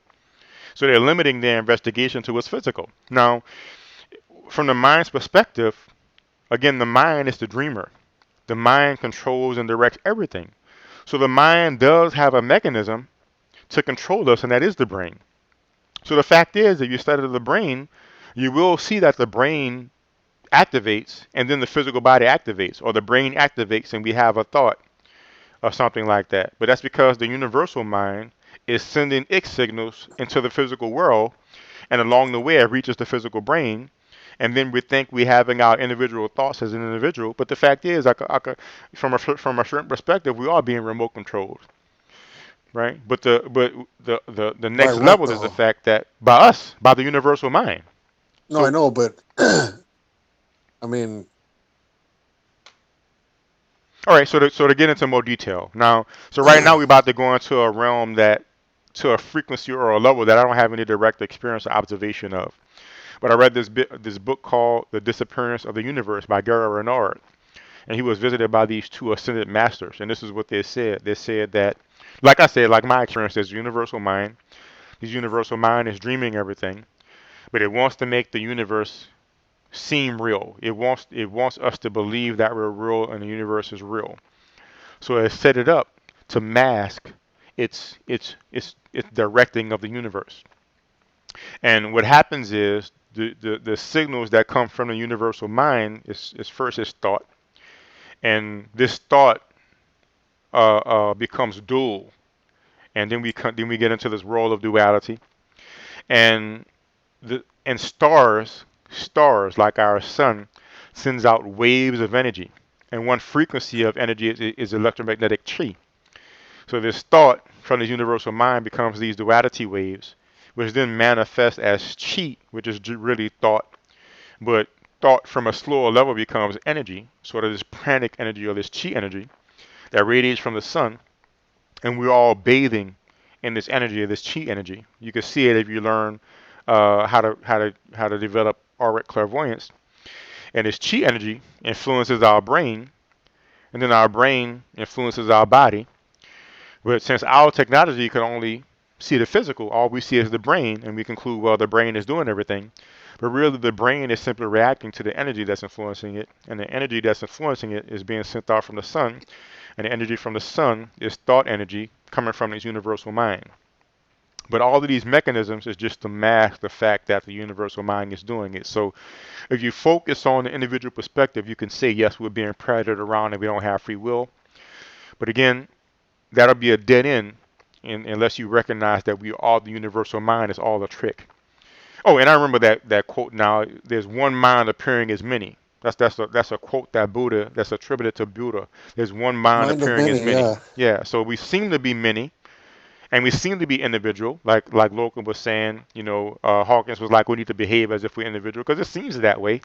When I pick up this water and I take a drink, in my mind I'm doing that. It's my choice. It seems that way. Hey, speaking of water, Go ahead. have you seen? I hate derailing stuff, but I like throwing stuff in there for people to look at. Have you Hmm. seen that that scientific experiment about water Oh yeah, yeah, yeah, yeah. and Well, he could how put vibrations into it, and it takes on certain types of energy, and it can heal you, the crystals look different when you freeze it, depending on the yeah, vibration you exactly, put yeah, into it. yeah, Oh yeah, yeah. familiar with that. And I mean, I haven't looked into it closely. I've just looked into it sparingly. But yeah, I could see that being real.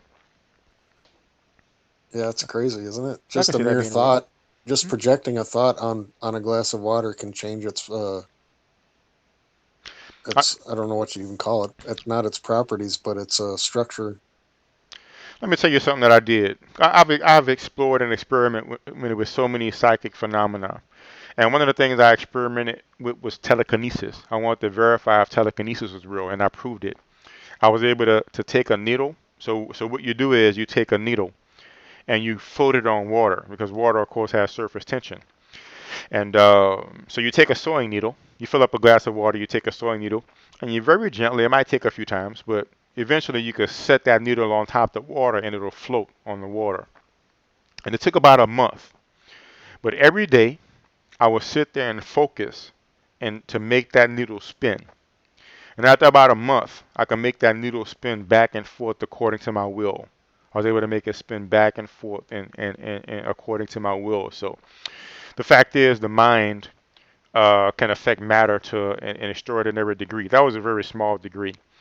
There's a part in the Course in Miracles that says that your thought and belief can combine to make a force so powerful that it can move mountains. And he says we mean this literally. And if you read about different yogis and swamis, and much of it is in India, you can hear about the amazing things they can do. But I could talk about other things that I've done on a small scale, but tells me that this stuff is possible. If you simply extrapolate it out to somebody who's been practicing it for decades, or and isolated themselves in a mountain, I can certainly see how they could do some amazing things. Which is me. I was only like, I don't know, 17, 20 years old, just playing around, just trying to prove it to be real. When I was able to make this needle spin according to my will. And of course, that all comes back to the fact that the universe is a projection. Is all an illusion. Very, very That's much like, crazy. yeah, very much like how if you look at a video game, right? Like you could have a video game where people are flying and shooting fire out their hands because it's a video game. You could program it to do whatever you want. You could program 1,000 lives. You could program yourself to be invulnerable. You could take this power up and be invulnerable for 30 seconds. You can do whatever you want. It's a video game. So that's the same way the world is. But again, the universe is made with a purpose, so it'll defeat the purpose if we was all just flying around and doing everything.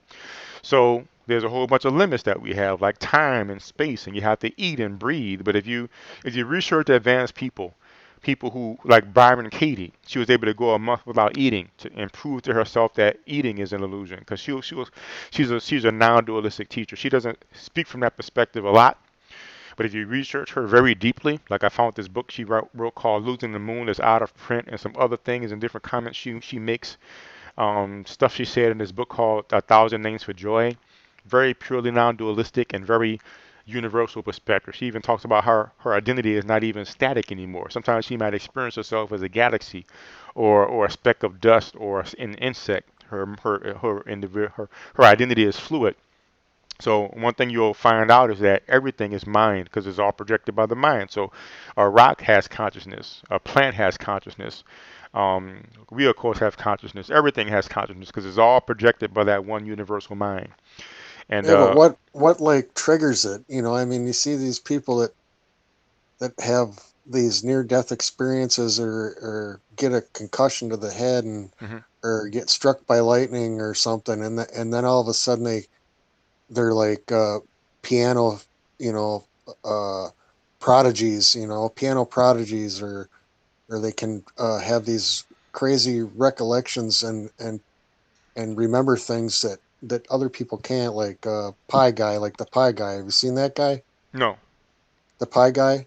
no. He can recite pi, I don't know how many times, but he had a near death experience, and all of a sudden he could recite pi to, I can't even tell you how many.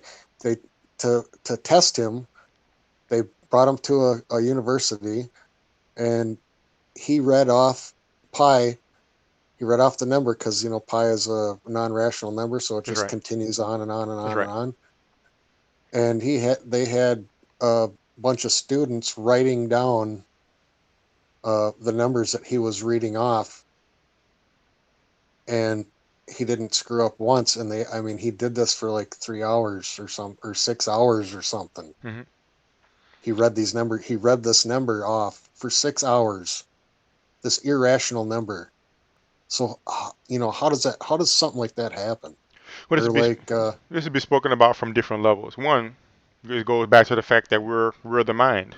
We're the dreamer of the dream, pretending to be an individual. So if you're dreaming a dream, if you're dreaming the dream, how much of that dream do you know about?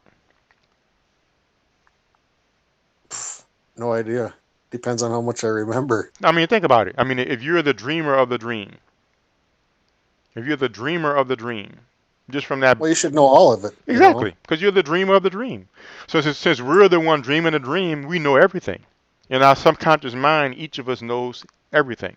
It's similar to the holographic theory that the whole is in each part. It's like you could take a holographic film and cut it in half, and that half of film will project the whole hologram, and you can cut that in half, and that piece of holographic film will project the whole hologram. It might not be as definite a hologram, but it'll project the whole hologram. So each of us is a projection of that universal mind. So subconsciously, we all know everything. So Yeah. so we can have experiences where we tap into that. Some people call it the Akashic records. It could be is manifested in certain ways in the universe, and some people it's just manifest a certain way. And of course, from one Yeah, I perspective, think it go I ahead. think it goes deeper than that. It goes into vibrations. I mean, there's these savants that, there's this guy that's blind, and he's autistic. He's got this skill. He can play the piano, right? Hmm. But he can hear like Beethoven or something Hmm. once. And they're doing a study on this guy, and they're trying to figure out how he can do that. He can hear something once and play it exactly the same way right after, just a minute after he's heard it. And they an orchestra to see his. You should. He's on YouTube. It's really interesting. Somehow he sees he like senses vibrations. His mind senses vibrations, and he just plays it. It's like, and he goes in, and it's really crazy. You got to watch the video to understand what he can do. Yeah, sounds cool. One. Let me let you know specifically what I was forgiving uh, for it to have that universal experience. So the sort of framework that A Course in Miracles posits for its idea of thinking about the world differently is forgiveness. So one of the things I always prided myself on was my intellect. Like I've always did good in school and had good grades, and I didn't have to study. I could just get A's, so I always prided myself on my intellect. And but thinking about it from the Course in Miracles perspective, and of course expounded upon by those masters in Gary Renard's books like The Disappearance of the Universe, I realized that my intelligence can't really be important. If there's one mind dream in everybody, and each of us are an equal aspect or projection of that one mind, then intelligence must ultimately be illusory. So it must be a construct. So this person is intelligent, so then we can call this person intelligent and worship this person as a genius like Einstein. This person can be stupid, and we could call them names for being dumb like we often do with flat earth believers, right? But that's purpose, is so we can sit there and judge, and it's this duality thing. This person's smart, this person's dumb, this person's up, this person's down. So I was thinking about this and realizing that, wow, being intelligent is nothing really to be proud of. It's just it's the way it was designed by the universal mind for a different purpose, for a specific purpose. So subconsciously, really, we're all equally intelligent. We're all universally intelligent, but it's designed and set up so this person is more intelligent and this person is not, for specific purposes that we can go into later. So I was thinking about this, and so now this very, for years and years, what has been a very source of pride and identity about myself, I was starting to unravel, and then suddenly the universe disappeared, and that's when I had that universal experience of being the universal mind. It just happened just like that. So from that perspective, his ability is nothing that anybody else can't do. It's just that for whatever, for a purpose, perhaps he just stumbled upon it, and that's Well, that's just, all he can do. That's what's weird. oh, I just mean, he whatever. can't function. I I'm, posted a video in chat for you if you. oh, cool. I'll check it out. But I mean, yeah, it's all there, and that, from the universal mind perspective, that could be the purpose. The purpose of having people sit there and wonder how he's doing or how he's doing it, when it's just an ability that we all have, but that we repress. Intelligence is not Right. really a gift or an ability. It's a certain dynamic that's set up, and somebody else has this level of repression set up, and he just has that level of repression not there, so he can be this thing that we could pay attention to and believe is all special. But the fact is, we could all do the same thing. The fact is, there's Yeah, it's people who, evidence. It's evidence given to you by some other force that says, "Hey, look, you can do this too." no, it's not like that. What I'm saying is, it is most likely being how it's being utilized, a deception. So in other words, think back to my experience. I, as universal mind, recognize that the universe is illusory. I recognize that I'm projecting the universe. And I also recognize that I'm illusory as the universal mind. And it was very clear to me that I was an instant away from waking out. Not only me, but all of existence. Like all the universe is an instant away from non-existence. And it was terrifying. And the defense against that is this world and this individual perspective. And one of the things that helps us to keep this perspective is to have a whole bunch of interesting things to focus on.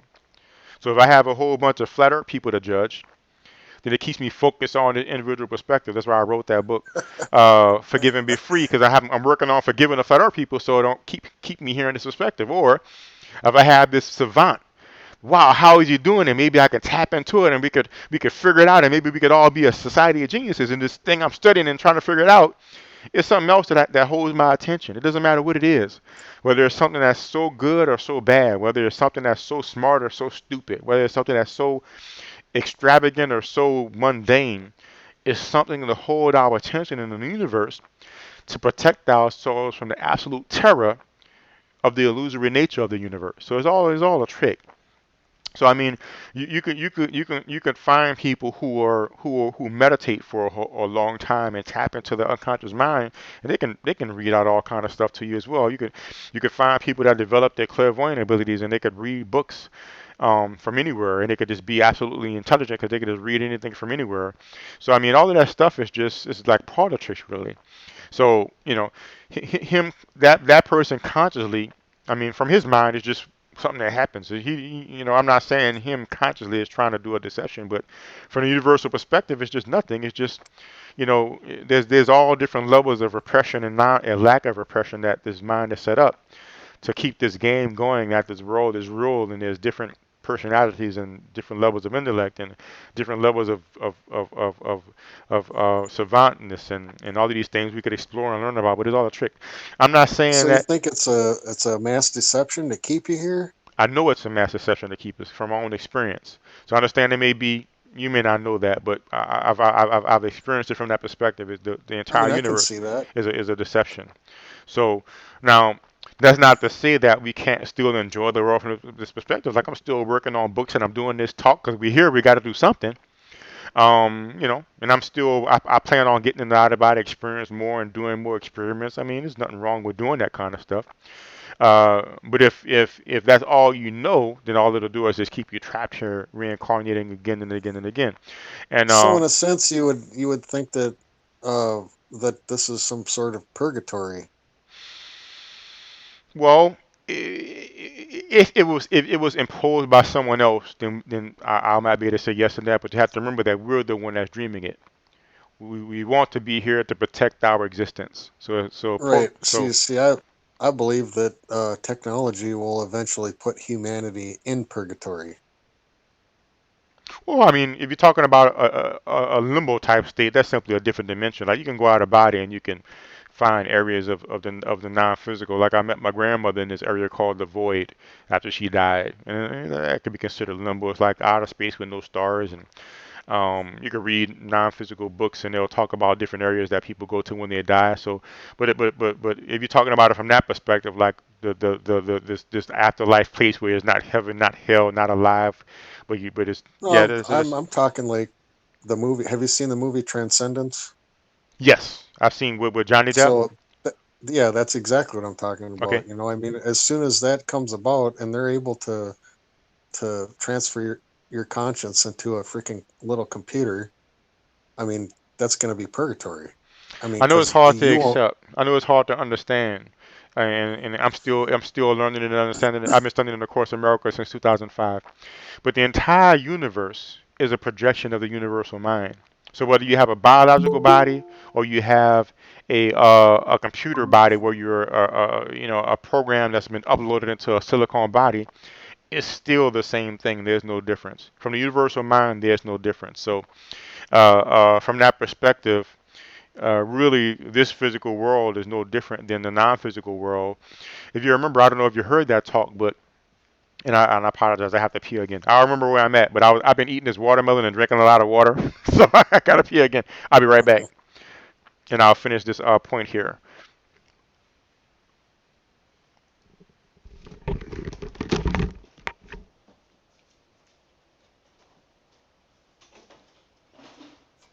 It's getting deep, Loken. What do you think? You still here?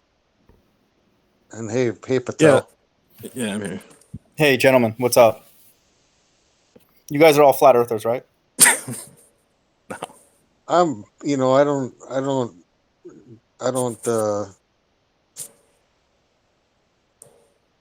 really believe in flat Earth. I mean, I don't believe, I don't discredit flat earthers for believing what they believe, but I lean towards the globe side because that seems more logical to me, in my opinion. Yeah. But I mean, how can you really discredit anything? I mean, unless you've actually,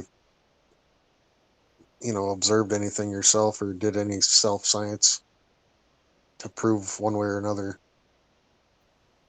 Yeah, You're I think just there's. believing in what somebody else has told you or what somebody else has said that they have done. Yep. yeah, I Yeah. mean, like philosophically, like you can't even disprove that, all that you experienced is just horse shit, like from a computer simulation. But That's why I Interesting. find this convo interesting. What Daryl's getting at. Back, but Yeah, it's pretty crazy. mhm. It's pretty deep stuff, Yeah, man. yeah, This is great stuff, awesome. Daryl. Awesome, man. Glad y'all enjoying. And to finish that point, it's hard to grasp, man, and I'm still learning to grasp it. But it doesn't matter. So think about that experience. When I had that experience, I was sitting in a college classroom, and I was in the middle of class, and then suddenly the universe was gone, and I was a universal mind. So that taught me that nothing can contain us. It doesn't matter if you're in a physical body. It doesn't matter if you're in a computer. You're always mind. You're always the dreamer of the dream. So the idea of purgatory sounds like some kind of prison almost, as if we could It possibly be is. contained. Is impossible. Well, have you seen that other movie? I don't even remember what the name of it is, but it's at the end of it. It discloses that the guy was a military soldier. He had his arms and his legs blown off, and they Hmm. kept him in this capsule to keep him alive. And they were like Oh somehow yeah, yeah, yeah. access. Source code. Yeah, source Source code. code. Yeah, that's an awesome movie. I love that movie. That So yeah. I mean, just a lot of movies are like philosophical Hmm. questions, or Hmm. philosophical uh, pertaining to some philosophical question, which I mean, could never. It's just crazy. And by the way, guys, if y'all would, because I'm going to welcome those that join. The Mind of God joined. Chirag Patel, Cruising Yes. with Jay joined. We also have Maxwell Smart here as well as Loken, TIG Loken 16. If y'all would go ahead and put y'all's channel, the link of your channel in the Hangout chat, and I'll make sure that I put a link to y'all channel in the discussion link so people could know who y'all are and access y'all channel. So welcome y'all for coming in. Uh, Appreciate it. Yeah, Thank you. to keep on going, absolutely. Maxwell, I wanted to make sure I introduce those guys. Oh, he probably be right back. Must have had a system issue. Oh, but yeah, we was talking about source code and the philosophical nature of movies. Oh, there you go. Back. Awesome. Figure must have missed out of disconnect. So we was Uh, talking about source code, the movie source code, and the philosophical nature of movies. yeah, it just seems like there's a lot of movies that have philosophical questions written into them. The Matrix. Uh Oh, that's oh. another one. Oh Yeah, yeah. exactly. Oh yeah. Well, that takes a bunch of different philosophical ideas. Ooh. I actually started writing a book, A Course in Miracles. Because a lot of things in that movie relates to Course in Miracles principles. At least it put it like this: it can be absorbed into A Course in Miracles principles, but of course anything can be, interpreted in a different way. So I'm not saying that they talk about A Course in Miracles, but I see certain things in the movie that can be interpreted that way. But talking about source code, man, if you go out of body enough, you'll see how source code is. If it wasn't purposely intended, it was inspired. Cause yeah, man, it very, very, very, very closely matched what you can experience going out of body and going into an alternate timeline. Uh, so I could actually see that movie happening in real life. Um, so yeah, man, that was an awesome movie. So I really, of course, I don't have any evidence to back this up. I don't really look into it closely, except that one of the things that Bashar said, Bashar, who's channeled by Darryl Lanka, he said that a lot of our TV shows and movies and stuff, what happens is the writers tap into the universal mind of humanity, and they're writing things that we're ready to bring to the fore of our consciousness, or they might tap into just a higher frequency of the universe, or subconsciously tap into these different real experiences and fictionalize it. So, in my experience as an out-of-body traveler of over 30 years, that experience is that movie Source Code, man. It's like wow. And then he ended up entering that alternate timeline as that person and taking on that life. I've done that, man. Darryl, can I ask you a question relating to Certainly, that? certainly. Do you feel more comfortable, like, at quote unquote at home when you're out of body, or when you're in the physical? That's kind of a strange question, but I'm wondering, does one feel sort of more natural when you're in that? Wherever you spend the most time at. So one time I had an experience where I went to an alternate. I can't even say it was an alternate dimension. It was a different dimension or a different time stream. Somebody who saw one of my interviews or read my book had wrote me and said it seemed like something that Robin Monroe called Locale 2. It was like basically a different something or other, but it seems physical. And I lived there for a week, for 7 days. And by the time the second or the third day came, this entire life was a dream. And by the time day 4 and 5 came, I forgot completely about this life. By the time day 7 came, I woke up in that existence feeling strange, and then I woke up here. And and like for a day or two, this world seemed strange and foreign to me, and this life and identity seemed strange and foreign to me. So what that let me know is identity is just a construct, which A Course in Miracles later demonstrated to me and let me prove with that universal experience. So identity is just a construct. So basically, wherever you put most of your attention at, or whatever you believe in more, will seem to you to be more real to you, and will seem to be your primary identity. So yeah. So when I was in like my late teens and my early 20s, I went out of body to the point that I didn't lose awareness anymore. I was conscious 24 hours a day, and both the physical world and the non-physical world took on this quasi-physical experience, to where when I was in body, it wasn't really like I was in body. It was like I was in this kind of quasi. Yes, cruising with Jay. Your mic had feedback, so I just muted it real fast. But you could just unmute yourself whenever you're ready to talk. But like the physical world was like this quasi-physical. No problem. It was like this quasi-physical experience. Then when I was out of body, it was like this quasi-physical experience. So I would be up in my physical body, and it was almost like I was walking in a lucid dream. Then I would lay down, and my physical body would go to sleep, and I would get up out of body, and it was still like I was walking in this lucid dream. But it freaked me out so much that I stopped practicing for a while and let my physical and non-physical and my waking and sleeping differentiate themselves again. But again, going back to that universal experience, this is all a dream. So it's actually a trick. It's a deception. When the physical world seems solid and the dream world seems ephemeral and unreal, it's a trick. It's really all the same dream, but it's set up to seem different, so we can mistake the world to be real, and we can believe that it's real. And it gets even better when we believe that God made it. So not only is it real, but it has a stamp of God, and it's just all a trick. So it's really all an illusion, and we make it seem real to defend ourselves against the fact that it's illusory, which means if the world is illusory, we're illusory too, as that universal mind, and we're terrified of losing our individual existence. So we keep playing this game over and over, lifetime after lifetime, century after century, millennia after millennia. But what starts to happen is the pain of this starts to get to the point that we want something different, and then we start to want to wake up, and then we start to think about pure non-dualism and things like that. That sounds a little bit like the idea of reincarnation. To me, it does anyway. Well, I mean, yes. One of the way that plays out is reincarnation.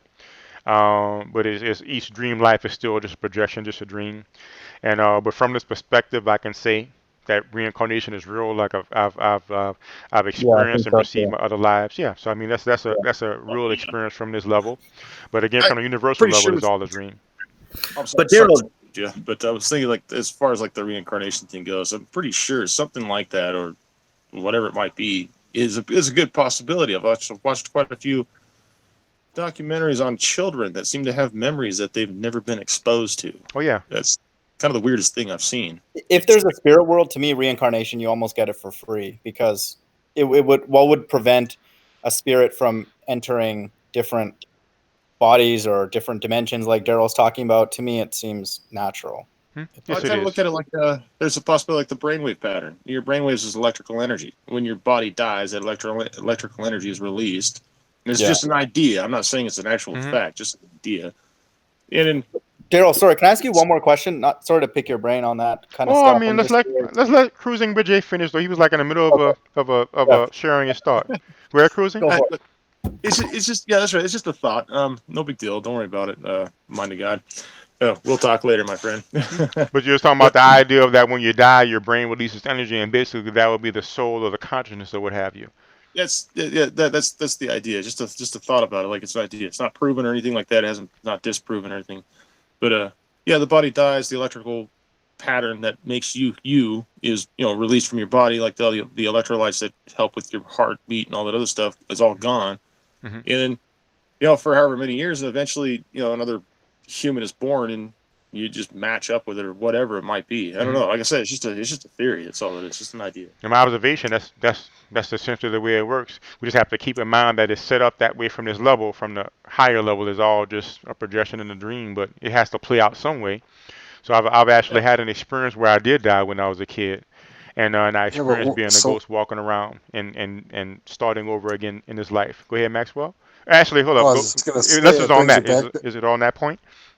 Yeah, it just brings you back to the point of where did the information come from? Where did the information come from? Normally when like the normal reincarnation or whatever, or I don't even know. In my opinion, is that when you're born, you're a blank slate. Hmm. There's these kids that are being born that have these memories that of existences that they haven't experienced. So where's Hmm. this information Oh, coming I see what from? you're saying. Yes, yes, What yes. happens to the information that you gain over your lifetime? It obviously doesn't just disappear because there's evidence of Right. it That's reappearing correct. in somebody else being born again.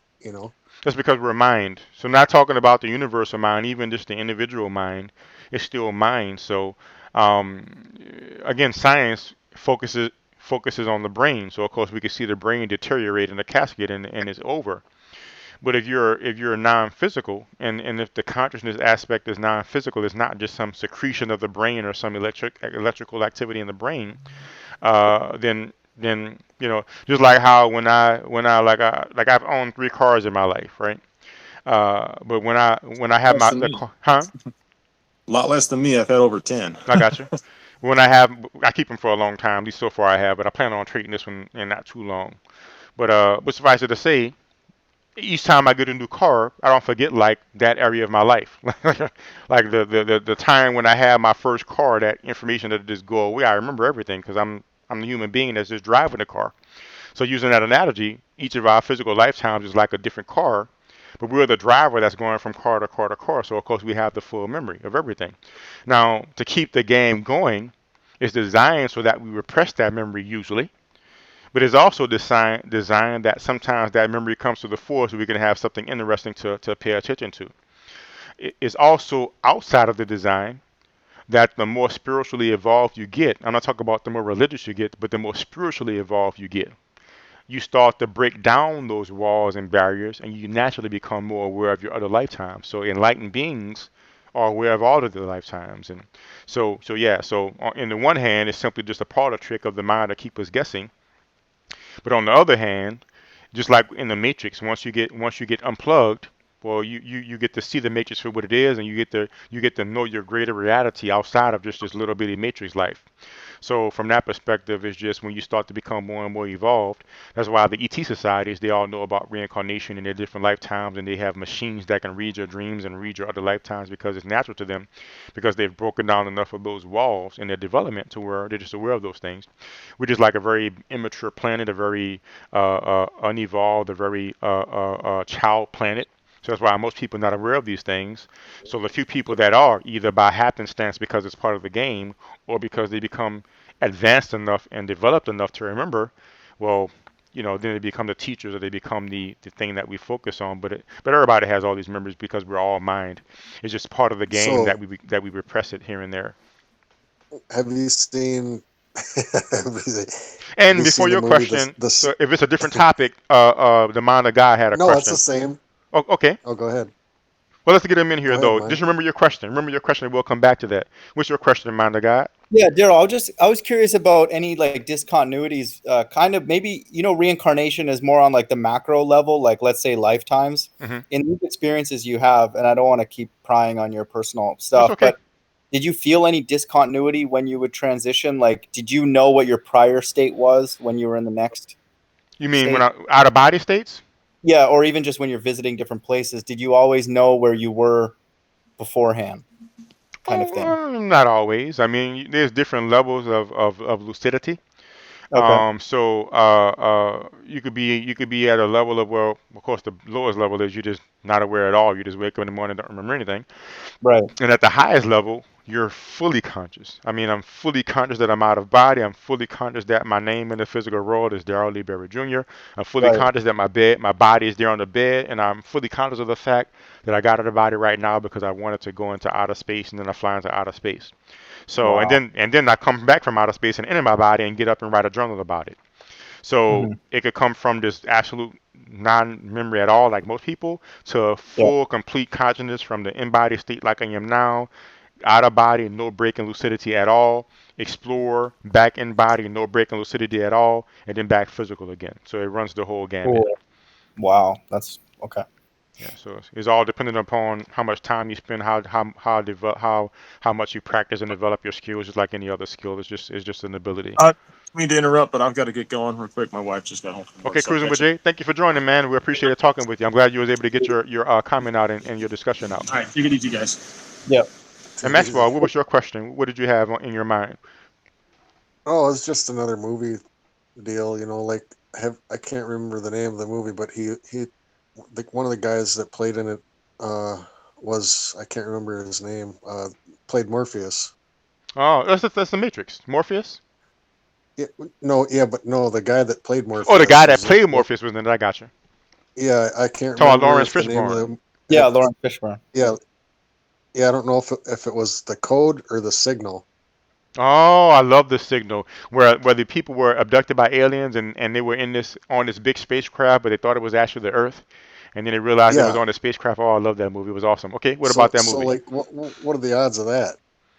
You know, I mean, I think the odds of that are pretty good. I mean, Gabriel Bernard went out of body. So what happened is the Ascended Masters came and visited him, and they took him on trips through time. They took him on trips through space, and there's one time they took him out of body, and they took him to this Pleiadian spacecraft that was as large as a planet.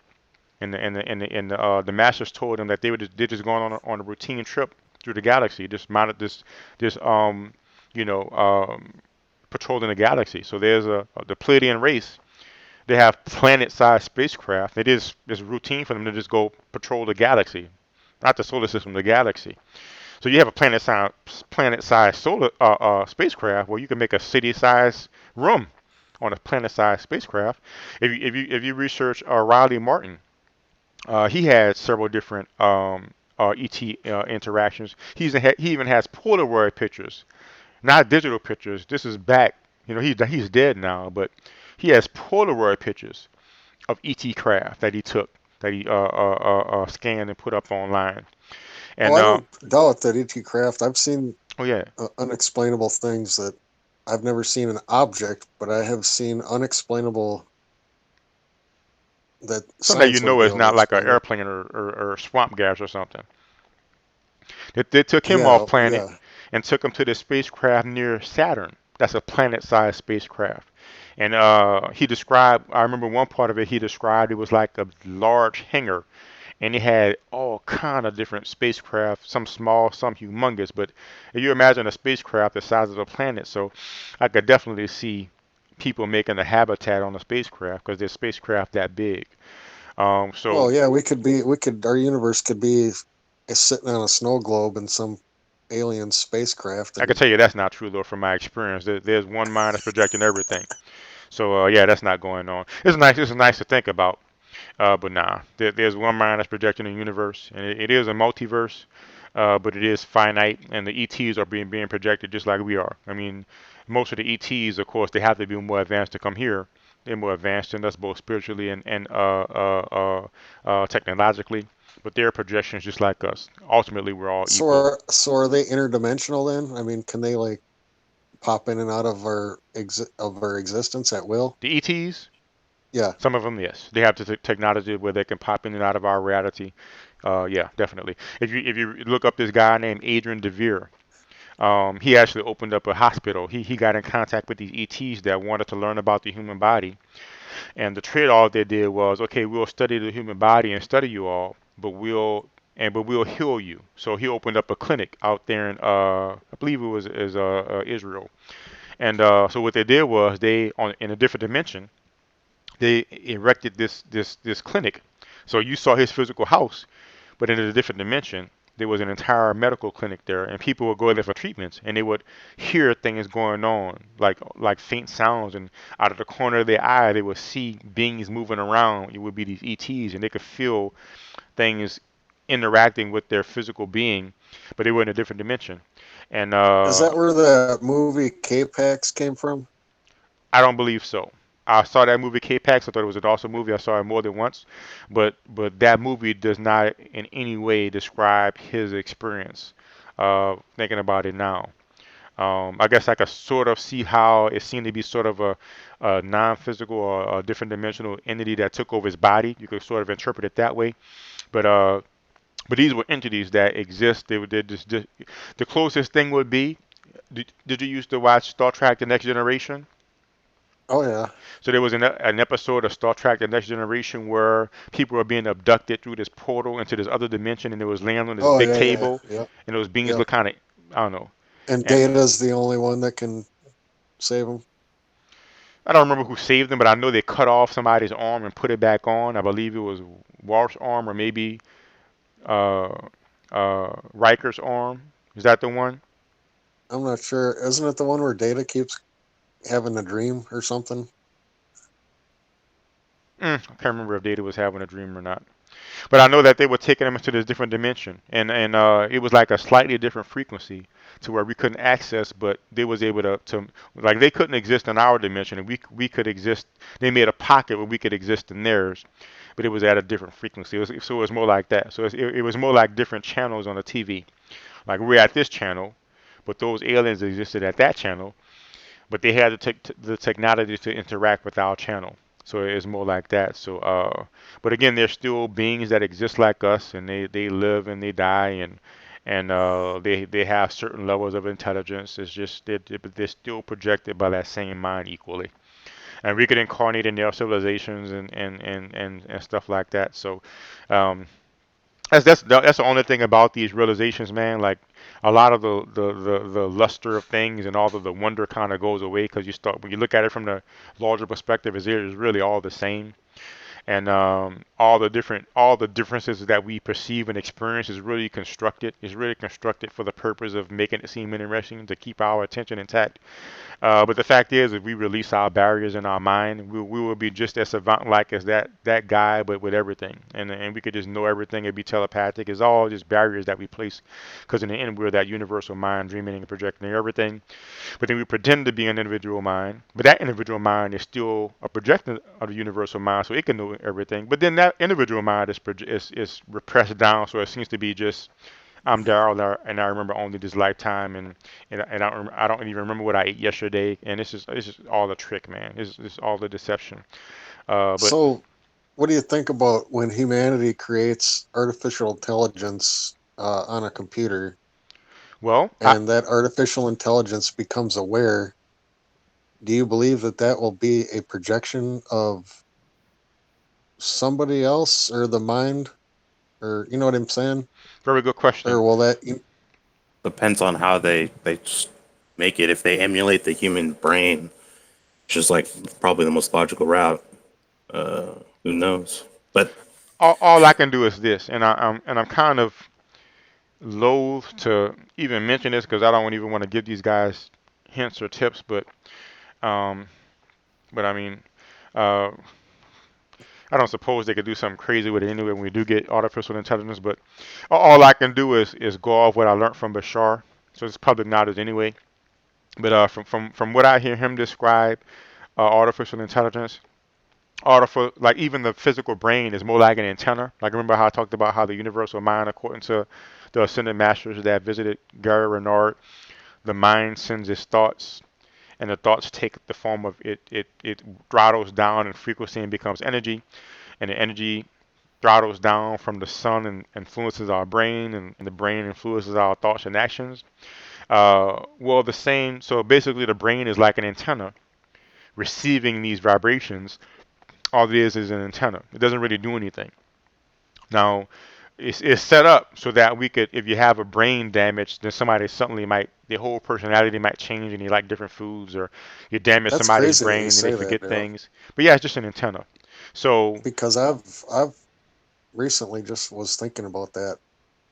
Awesome. Same exact concept. Yeah, just an antenna. So when we make artificial intelligence, essentially what we'll do is simply make a computer system that's advanced enough to be a similar antenna. So artificial intelligence, true artificial intelligence, will be just like us, a conscious being just like us, just like how we experience ourselves as conscious and alive. We're biological. That entity will experience itself as conscious. It'll be just like us, except it'll have a biological, a mechanical body, like a less biological So, body. do you think that the conscious, or whatever you want to call it, the conscious or the soul, is being split up? Yes, I mean, because otherwise, how do you account for the multiplication of humanity? yes, that does happen. So that mind that's projecting the universe, its purpose was to separate from God. That's its idea, its belief, because it understands that not the religious concept of God, but when a Course in Miracles talks about God, it's talking about reality, which is a oneness, an unbounded oneness with no separation, no distinction. So if I can sit here as I relative to Maxwell Smart, who is an I, then that means that there's division.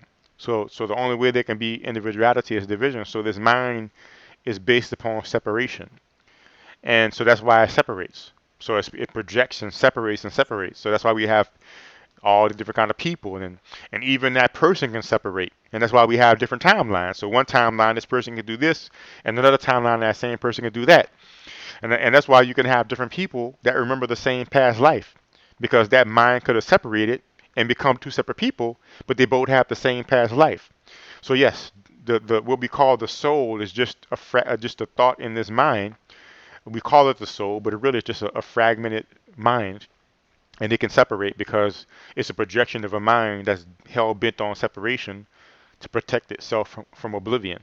Because even the mind is non-existent. Even the mind that's dreaming it all is non-existent because it's not part of oneness. Because oneness is absolute oneness, and so it doesn't exist at all. That's the trip part about it. None of this really exists at all. Yeah, It even seems to. science says there's no singularity, but they claim that a black hole collapses down into a singularity. Hmm. So I mean, But that's where I yeah, get frustrated with Hey, Daryl, things. But that's very interesting, Darryl. awesome. What do you say, Sharad? sorry, Daryl, can we revisit the concept of a dream and free will, or is that too far away No, from do what? your thing. It don't matter. I just this is not any kind of experience that I've had like you're outlining, but a way that I sort of think about um, what we're experiencing, and a dream definitely is something I've thought about. Where this universal mind for me, coming from a religious background, I would say is God. And so, if God is having a dream, or I would say the way that we have dreams is a way that I understand free will. It's like if I have a dream, I have some control over where it is, the setting, and the characters. Usually it's like a function of what I experienced that day or recently. Hmm. And then people are talking. I didn't give them a script, so they appear to have free will. You know, there's a narrative going on Hmm. that I did not author directly myself, Hmm. but I did create the setting. And obviously I initiated the dream as a human because, you know, like you guys were saying earlier, I remember it sometimes. And so to me, I think, again, I have no idea. This is definitely not biblical or a religious angle, but that to me sort of seems, if there is one entity, one sort of common creator or whatever, and he's having a dream and he's giving us some amount of free will, and he's the one who initiated our experience, and it would be sort of an illusion. So I sort of, you know, I'm not trying to trivialize maybe what you're saying or your angle, but that's the way I can sort of think that God gives us the ability to understand the way he can create and also give us some amount of free will. Okay. So from that perspective, from the mind. So I understand that from this perspective, like you're saying, like from this perspective, I'm not right. I don't know what you're going to say. From this Mhm. perspective, I'm not writing what you're going to say or what your perspective Right. is. So you seem to be Yeah. separate and independent of me. But from that dreaming mind's perspective, he's is projecting both of us. So uh, from the perspective of the individual, you can say we have free will because it seems to be. But Correct. from a little bit above that, we don't have free will at all. So our entire existence is a projection of that dreaming mind. Yeah, So exactly. and so I could understand how they can say we don't have free will, but they're Mhm. not taking the next step, realizing that we're the one that's dreaming everything. We're the one that set up the environment. We're the one Exactly. Yeah, I that's think sitting in the thoughts. Exactly right. That's the way I would their say it. definition of not having free will is totally different from what I think you're describing. No, I actually think that the religious notion to me is irrelevant. I think this to me is more sort of causal. It's like this actually kind of makes more sense. Like obviously there's still a lot of things for me personally to kind of understand. Obviously like what a spirit is, what this even means, like why are we even given this existence, for what purpose. It still requires us to kind of get into a lot of other things, but Mm. that just what like our experience, like if there is this creator and he wants us to have some understanding of what he's doing, I think a dream is kind of interesting and analogous probably to what is going on, because there we do feel quote unquote free, to move around and talk and all that, don't really seem bound by a lot of things. So but this whole experience, just our physical body, the language, what we experience, we did not architect it. So there is still some sort of macro level constraints that we don't set. But at the micro level, or as Daryl's saying, individual level, yeah, it appears that we have free will. Hmm. So it's quite interesting. But Yeah, that makes sense. one thing I'm learning though is to, at least that's the process of what A Course in Miracles is teaching you to do. It's teaching you to recognize that you're really the dream of the dream, so then you could choose to awaken. So more and more, and I've been studying it for 14 years now, and it's still only sparingly that I maintain the perspective. But I'm starting to realize I'm starting to have that perspective more and more, where I'm starting to experience myself as a dream of the dream, and that will really be the purpose of life from the highest perspective, is to learn to change our perspective so that we can finally awaken from this dream, and not experience this anymore. Hmm. But Daryl, one last thing, sorry, before I don't want to derail this convo, but do you feel this being that is able to go out of body and all that, that will never, do you worry or think about that will ever die or cease to exist? Do you ever think about that? Or do you have the That's my response? goal, actually. Right. That's the goal of my existence, to make this self no longer exist. Oh, interesting. Okay. Does that worry you? Like, don't you want to continue No, to exist and do these things and no, experience? Oh, okay. Whoa. no. Okay. Because I have the opposite fear. I worry more like, first of all, what was the point of all of like my whole life experiences and all the past ones potentially? But it's like, and I've had this sort of quote fear at a young age. It's like, what happens when I don't exist? As a young kid, I would worry more about like, my family and my parents and be separated. But now it's more like literally like, what happens if I just don't exist? What is that? Obviously, there's no notion of a feeling at that point, but it's like, how does that work? Like just not existing. What does that even mean? That's a pretty empty thought. I've thought about that too. Hmm. Yeah, it just seems crazy that all of, not just me, obviously all of us as individuals, like it would just seem so pointless, like about our lives and the trials and ups and downs and all that. And then it's not like the opposite of that is easy to wrap our head around either. Like what does persisting in the quote out of body mean? And then the first thing I think about is what will we do? The stuff you described sounds interesting. I'm sure some of it's kind of It's like scary. have you ever had a massive anxiety attack? Yeah, not recently, but sure. Yeah, that's almost like that same thought. I mean, to me, that's what it was like. Mhm. Yeah, it's like what does no emotion, what does no thought, what does not existing mean? Like what does that represent? What does that quote unquote feel like? How does that transition feel? What would the last moment of me not feeling the zeroness feel like? Like that's Well, just I don't think anybody knows that. I mean, there's more proof of re-existing yeah, agreed. than I mean, so I just how do you even know that if you if you die, how do you know that You're dead. yeah, exactly. How do you know that you even if you die? You don't Right. know if you die. I Agreed. mean, the only way that people experience death is by observing somebody else's death. Right. Yep. So you don't know if when you die in this existence that you don't pop into some other quantum reality Hmm. and continue on some other life path that you know what I mean? Yeah.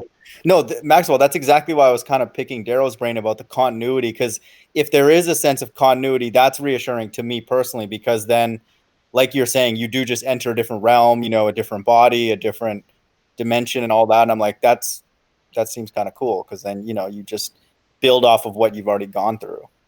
Yeah, it's almost purgatory like though too if you think about it, because it's a never ending existence, which would make Darryl's theory I mean it's just in my opinion it's just another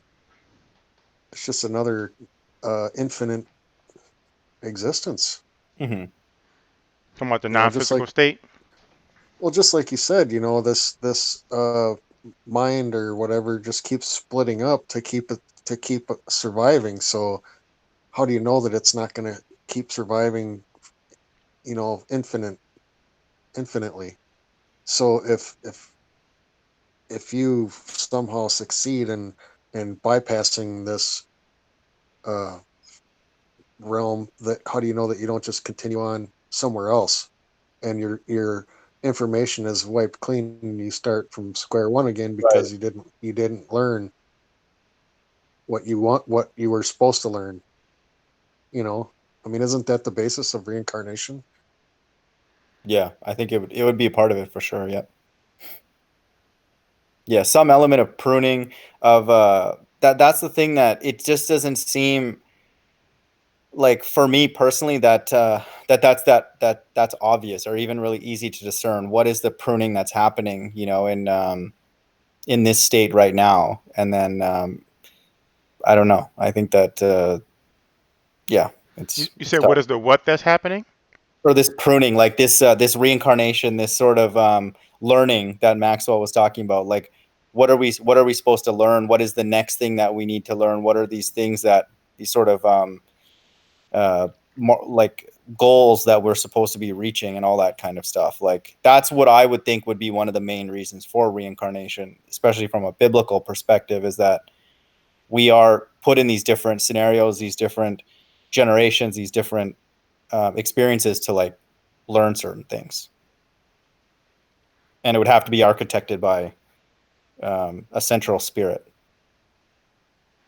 I appreciate your honesty about the fear of non-existence. Like, Yeah, does it like how does that and maybe your beliefs about the afterlife and God are different than most. Like, what are your religious beliefs about the afterlife, about when you die, like what happens? I would say this is my best guess at this point, Darryl, just from what I can sort of interpolate and extrapolate from the Bible, is that I do agree with you that there's a central agency. I do believe that it is his mind that is our ultimate home. Like, it was his idea. It's whatever, if using the dream analogy, it's him who set this thing in motion, so to speak, all of this. But I do think that he is able to create other things that are subsets of him, not his fullness, but a subset.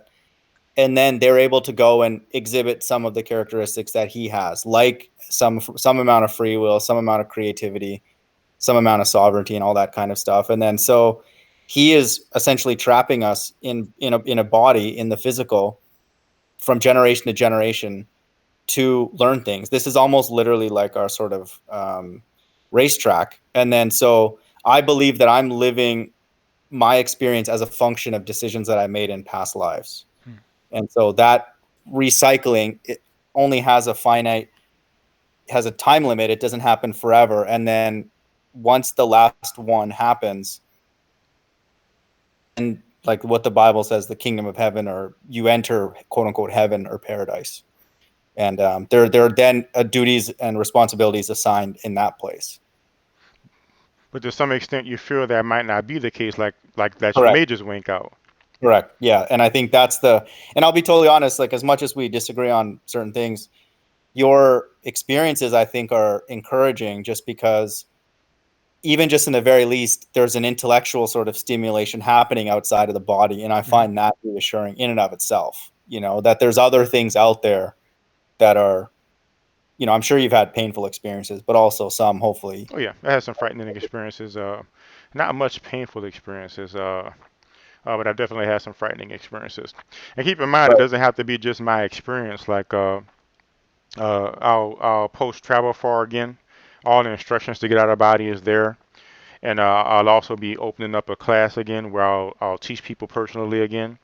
So all you got to do is go to the courses and classes link, and you can sign up if you want. When I get like 20 people, I'll start the class. So, like I was saying earlier, it's not like I have some kind of special ability. At one point in time, I thought that, and of course, the fact is, not many people, when they're a kid, just wake up and be out of body by mistake. Right. So I mean, at first I thought everybody did it, but then I realized, wow, not everybody's doing this, and it seemed like a thing. But the fact is, now I know that anybody can do it. Matter of fact, I know everybody does it. Like I've met several people out of body, and they have no memory of it. But I found that people go out of body naturally. Is a natural part of sleep. There's actually a university on a certain frequency at a non-physical that people go to. There's classes there, and sometimes I remember seeing somebody from my high school there one time, and the next day in school I was looking at her, seeing if she would recognize me. I remember seeing me there, but I could tell that she had no memory. And I've seen other people out of body as well.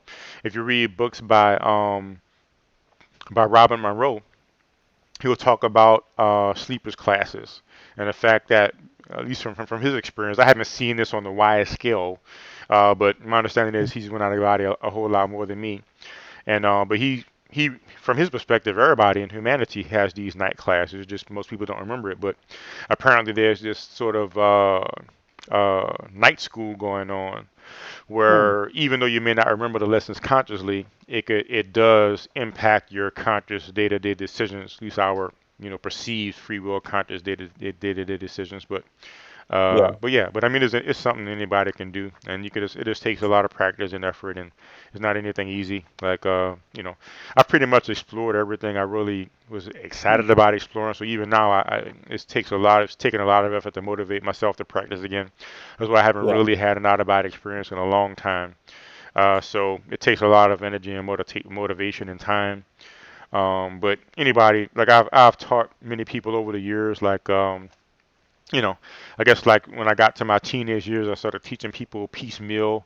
That's back Yeah. when what do you call those things? Chat rooms. Like you remember MSN and AOL used to have these big Yeah. chat rooms, Yep. and I met a lot of people on there, and I taught some people, and eventually I had a research study in like 2012 where I taught like a group of people, and of course not everybody put forth the full effort, but the people who did had some out of body experiences, like 2 or 3, and everybody had altered states, and after that, I taught a few people. So I've learned from experience that anybody can do it, but it does take some time and effort and stuff to do it. But I encourage people to, it'll revolutionize your understanding of the universe, your understanding of yourself.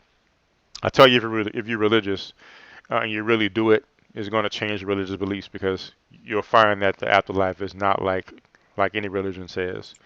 You could find pockets of it that matches religion, but I think like we talked before, these are just like belief system zones. They're just pockets that match people's beliefs, because you can actually form the non-physical realms how you want. Like I've literally gone out of body and formed entire areas of the non-physical into my own personal realm, and it holds that shape for as long as you maintain it. And Can I ask you a question, Darryl, about that? go ahead. Like in line with that, like, have you been in an experience outside of the body that is not governed by like our natural laws here on Earth, like just some completely different like understanding and just mathematics? I don't even know if without even maybe even no math, no physics, no chemistry, like some completely different surroundings. Definitely. I can share two experiences. One experience I was feeling very depressed. This is an experience that I call the sourcing of the humans, and you can read the full account. Give me a moment. I'll share this screen here. Boom. Boom. Boom. And I the just first want to one. say one thing, Darryl. Hmm. I really enjoy these conversations because it brings up memories that I haven't had in a long time. Awesome. I'm glad you enjoy it, man. I enjoy talking about it, and plus it's a good break away from debating on flat Earth all the time. Like, look at this. We have a flat earther and the globe birders all talking in unison about topics of mutual interest and concern, universal interest and concern, and I'm pretty sure we can continue to have such conversations and uh, and ironically, you can use out of body to verify whether space is real and stuff too. But talking about that particular experience though, is in the non-physical part of the book, is presenting and is an experience I call the source and the theahumans. So what happened is I was feeling very depressed for this certain period of time, and I thought of using the out-of-body experience to perk myself up. So at this period of time, I was practicing a lot, so I was able to get out of body easily. So I decided to go out of body and find the source. So at this point, I was past religion, so I wasn't religious, but I couldn't say I was necessarily spiritual. I guess you could kind of say I was atheist at the time or agnostic or something. But I remember hearing this interview online. This lady talked about going to the source. So I said, let me go to the source and see what that's about. So I kneeled down and I put my hands on the floor and I put my head to the back of my hands and I intended myself to go to the source. And I didn't really know where it was. So I started searching in and out. So I went to the depths within myself. Sorry, Darryl, the source of what? Just to clarify? Just the source. Just the Oh, source of everything. I was just trying to just find the source. got it. Okay. And so I didn't really know what it was, where it was. I didn't know it was God, just the source. Just I figured it would make me feel better if I just knew that there was something greater. So just the Okay. source. I didn't know Mhm. where it was, so I directed my attention to the absolute core of my being. Simultaneously, I directed my attention as far into the universe as I could possibly reach. So you could imagine these two counter directional forces of intention, and I just and again, at this time, I was practicing a lot, and I was able to meditate like mad, and I was just able to do amazing things with my consciousness. So I was able to just maintain this intensive counter directional, and boom, I was out of body, and I was hovering in front of this magnificent star-like object. But instead of radiating light, I mean, it was radiating light, but it was radiating filaments of light, and it was the and so you imagine this thing like the sun, but it was like this massive star, and it almost looked like a white blood cell because it had these white little these it was whitish bluish, and it had these little filaments sticking off of it, but these filaments were just radiating everywhere. So you could imagine this wave of filaments just coming towards me, and I'm just hovering out of body, like not knowing what to expect. And this wave hit me, and it was just the purest love you could possibly imagine and the purest acceptance you could possibly imagine. So you just imagine this perfect pure love that's indescribable and perfect pure acceptance that's just so deep and indescribable, and it just hit me and went through me, and it just overcame me. And immediately I started to get afraid because I thought, man, if this whatever this thing is, if it really learns who I am, it's not going to like me because we all, have self doubts and things like that. So Right. my self doubts and was coming to the surface. I was like, man, this thing is not going to really love me anymore if it knows who I really am. And I tried to barricade myself to it, but the waves of love just kept coming and coming, and I started to perceive myself like I had layers, and it was just penetrating layers and layers and layers. And the more it penetrated, the more I tried to barricade. And I tried to barricade, but it kept on penetrating. And eventually it reached the like absolute core of me. And it still loved me absolutely perfectly and Hmm. accepted me absolutely perfectly. And then it started just blowing levels of my aura off. So it was like I just couldn't resist anymore. And I was just like, just my arms and legs just splayed. And just pieces of myself were just getting blown off like solar wind. And that's one experience of something beyond. I've never it's unconceivable pure love and pure acceptance. And I had another experience that was a little bit less dramatic, but I contacted this being called Okanos, And he told me he was my father in a previous lifetime when I lived as a gray. Not the type of grays that visited me, but it's different type of gray. He was tall. He had ridges on his forehead, a tall, lanky gray alien. And I had several type of experiences with him. And I asked him one time when we were talking telepathically to explain how our interactions work. And he pulled me out of body and took me to this frequency that I call the guide plane in the book. I don't know if it's in the same chapter. Guide. Yep, the guide plane right here. Brief experience. But I manifested in this area of the non-physical that was just made of light, just made of golden light. And what he explained to me was this level of the universe is the level that matches our intention. So basically, it's like the frequency of intention. And these high-level beings were made of light. And I asked him, well, how does the contact work? And my understanding was that intention on that level is physical. And just then, he directed my attention to this area, and the ground of this area, which was made of golden light, rose up in the cone from the ground, like this cone of light rose from this ground of light. And this non-physical entity walked up to the cone and touched it. As soon as he touched it, there was an amazing flash, and the experience ended, and I was back in my body. And he was like, "Well, that's when somebody made contact with their guide." So it's like when they touched it, it was like the intention of somebody reaching out for help or reaching out for assistance. But on that level, it was physical, and the being went and touched it, and that's when the telepathic contact or the interaction began. So, but I would say from a certain perspective, you can say it works different. But again, from my experience now, this universe is all one universe. It's all one dream. So all we're really talking about is different frequencies of the same dream. So I would say that it's basically because again, looking at the solar system, you have a central body, the sun, and planets rotate around it. But you have an electron. You have a central body, and electrons rotate around it. And you have different levels of the electron if it absorbs a proton, and the same thing, different things can cause planets to change orbits, and thankfully that hasn't happened in our solar system yet. Uh, but it's all the same thing at different levels. So it's really all one thought of separation that's taking different forms. Wow. That's heavy, man. Mm-hmm. Cool though. Again, all this stuff, it seems all amazing, but you can have these same experiences. Just practice, and you can have the same experiences and more. And really, I believe I just scratched the surface. Like when I read about some people or hear about some people and the stuff they do, I just really scratch the surface. Even all the things I've done, I've gone through time and. So, you said your goal is to break this. Definitely. Break this. That's what enlightenment is. Yeah. What happens? I mean, what do you think happens when?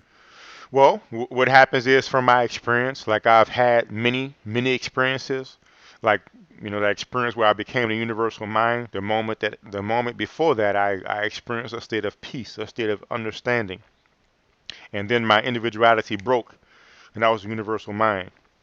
So what happens? You become a flat earther? No, I'm just kidding.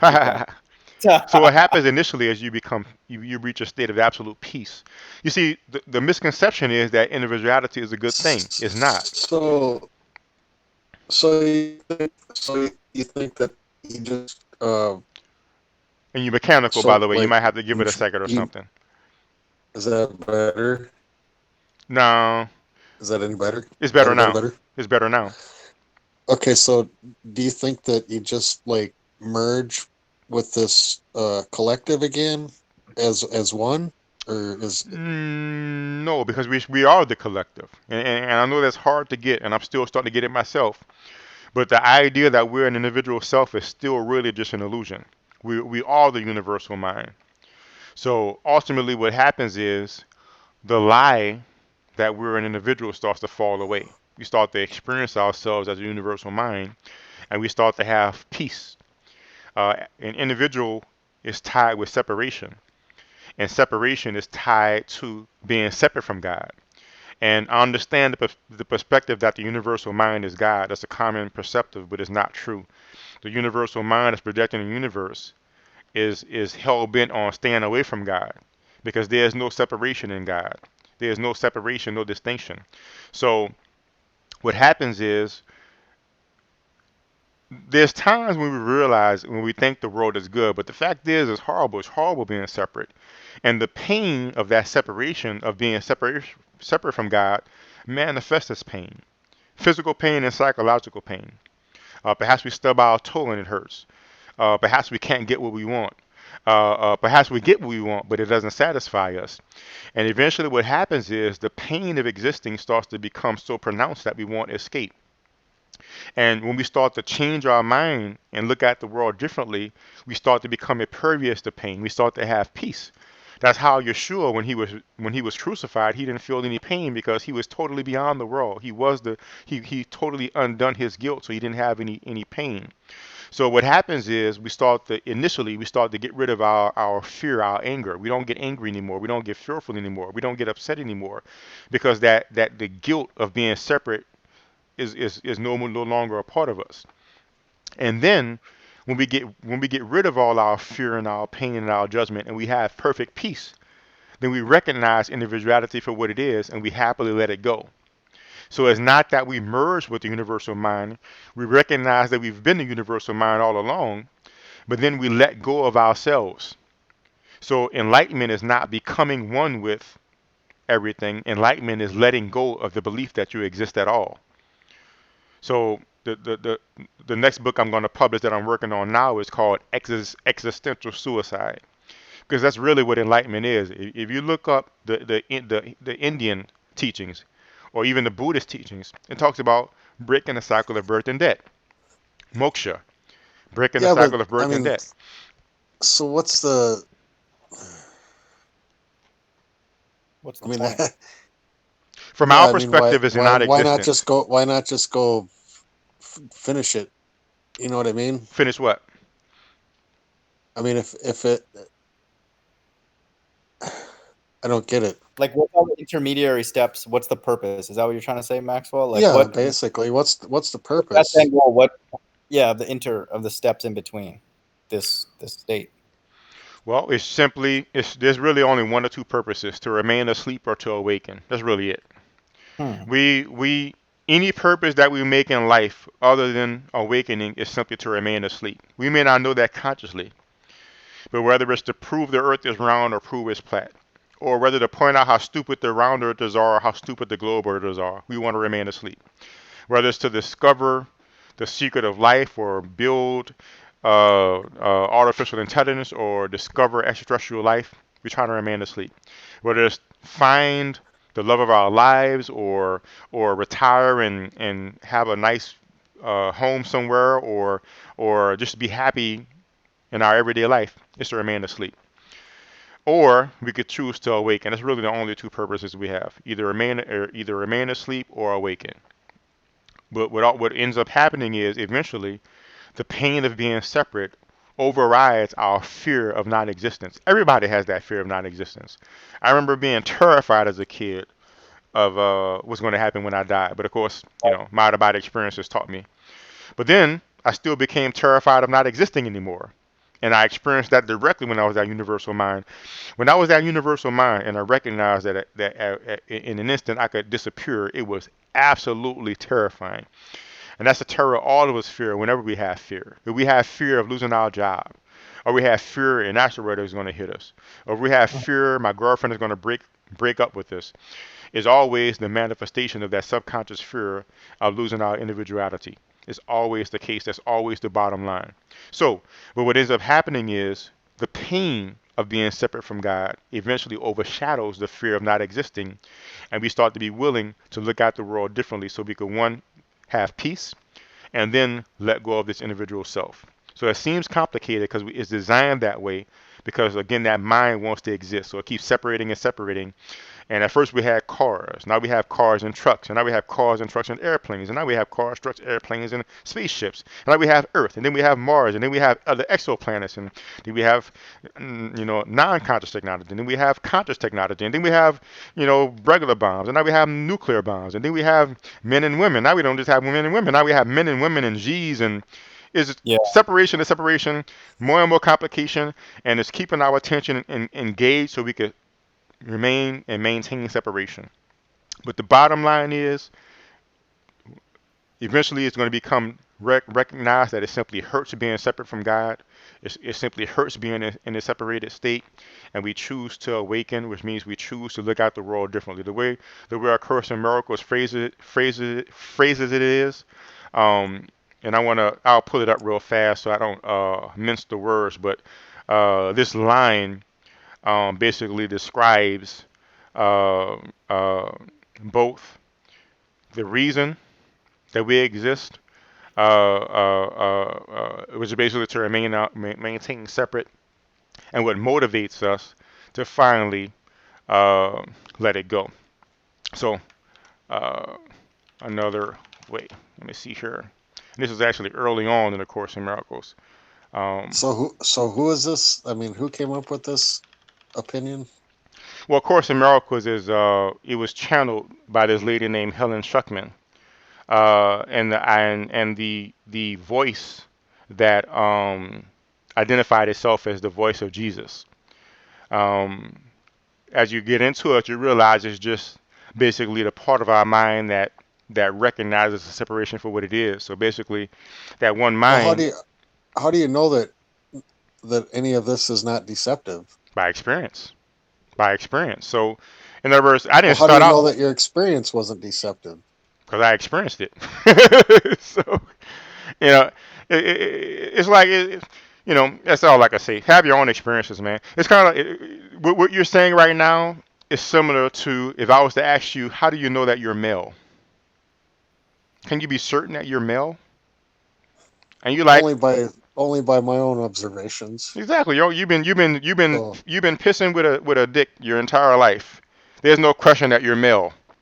But but that the question, how do you know your experience is real, is similar to that question. Like I was there, right? well, I So know, but I yeah, mean, if it's a manifestation of something that you, uh, I don't know. yeah. No, It put just it like goes this. deep. How do you know that there's uh not another manifestation that comes along some other time and gives you a different story and gives But you I, the same I Well, feeling? think Daryl's point is all of that is it's the same. Like it's all an illusion. It's all slash reality, right? no, I think his point is valid. I think it's a valid point. I would say that so if let's say there's another level of experience, because I remember I talked to, I don't know who I was talking to. Oh, I was talking to Man the God, and he was saying about the experiences he had that he bases his experience of Jesus on. And I said, well, I've had out of our experiences where I recognize that perspective is just one part, small part of a bigger window. So I think that's a fair question. What if your experience is just a smaller part of a bigger window? I would say, well, I'll accept that bigger window. Simple as that. But as of now, that's the most profound and far-reaching experience I've ever had. That experience encompasses every single experience I've ever had, even that experience of the source. And that's Everything. where it comes into where you're trying to break this, so you're gonna keep exploring and experiencing such Hmm, until you well, achieve. well, I guess I can say the means that got me to that experience got me as far as I've ever gotten in my awareness and understanding and perspectives. So I'll keep on applying those means until I either find a better means or it leads me to a higher experience. But my every all of my research and experience, because I remember when I was a kid, I thought I'm going to break the cycle of birth and death. So really, ever since that's why I started really getting into out of body experience at first, because I was trying to find a purpose of life and a meaning of existence, and I was going out of body and finding out what happened when you die and things like that. But once I went out of body and I found out what happened when you die, I realized this is not it. It's just another dimension. And then I kept on looking. So I know from my experience that if I did find out that there was something more than this, I would go on to that. I would just go to the highest truth I could possibly find. But I can let you know right now, this experience and this perspective is the highest truth I've ever found anywhere. So until something can demonstrate itself to be more, then I'll stick with this. But I can certainly understand your point. I think is a valid point. But I can simply point out the fact that to date, nothing has proved to be any higher, and our experience has proved to be more all-encompassing. I mean, I was literally above and beyond the universe, and I was the mind projecting it. So, in my experience, the only next thing after that was to let go of my individual self, and that would be enlightenment, true enlightenment, or existential suicide, where I don't exist anymore. But I still have too much fear to allow that to happen. So I resolve back into my individual self.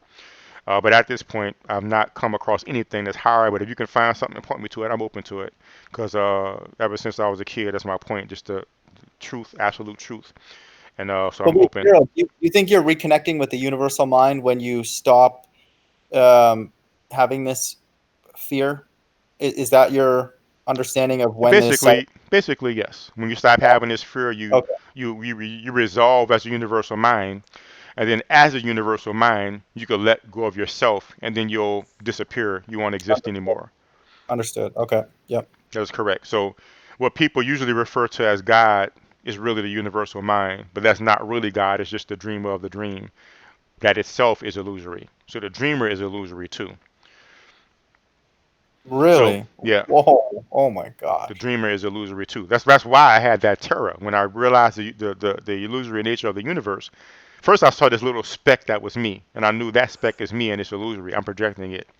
Then I saw the finite nature of the universe. It's on the verge of ending. Then I realized I'm the one that's dreaming it, and I saw that I was on the verge of of not existing either. And I was literally an instant away from making that decision, but it was so terrifying that I resolved back. But the universe is illusory. The self is illusory. The universe is illusory. The mind that's projecting the universe that contains the self is illusory, and the mind itself is illusory. God So is how do you know that? How do you know that that wasn't just a test for you? again. That was my experience. Again, if you could point to a No. So teaching. here you are in your OBE, Hmm. and No, you're no, this faced wasn't an with two. OBE. You're faced. No, this wasn't an OBE. That's what I'm saying. OBE was inside. OBE is happening inside the universe. This was not an out of Okay. body So experience. whatever this was that you were Hmm. experiencing, you were faced with two choices: one to break the cycle, Hmm. or two to just go back to your ordinary self. That's correct. So how do you know that that wasn't a test?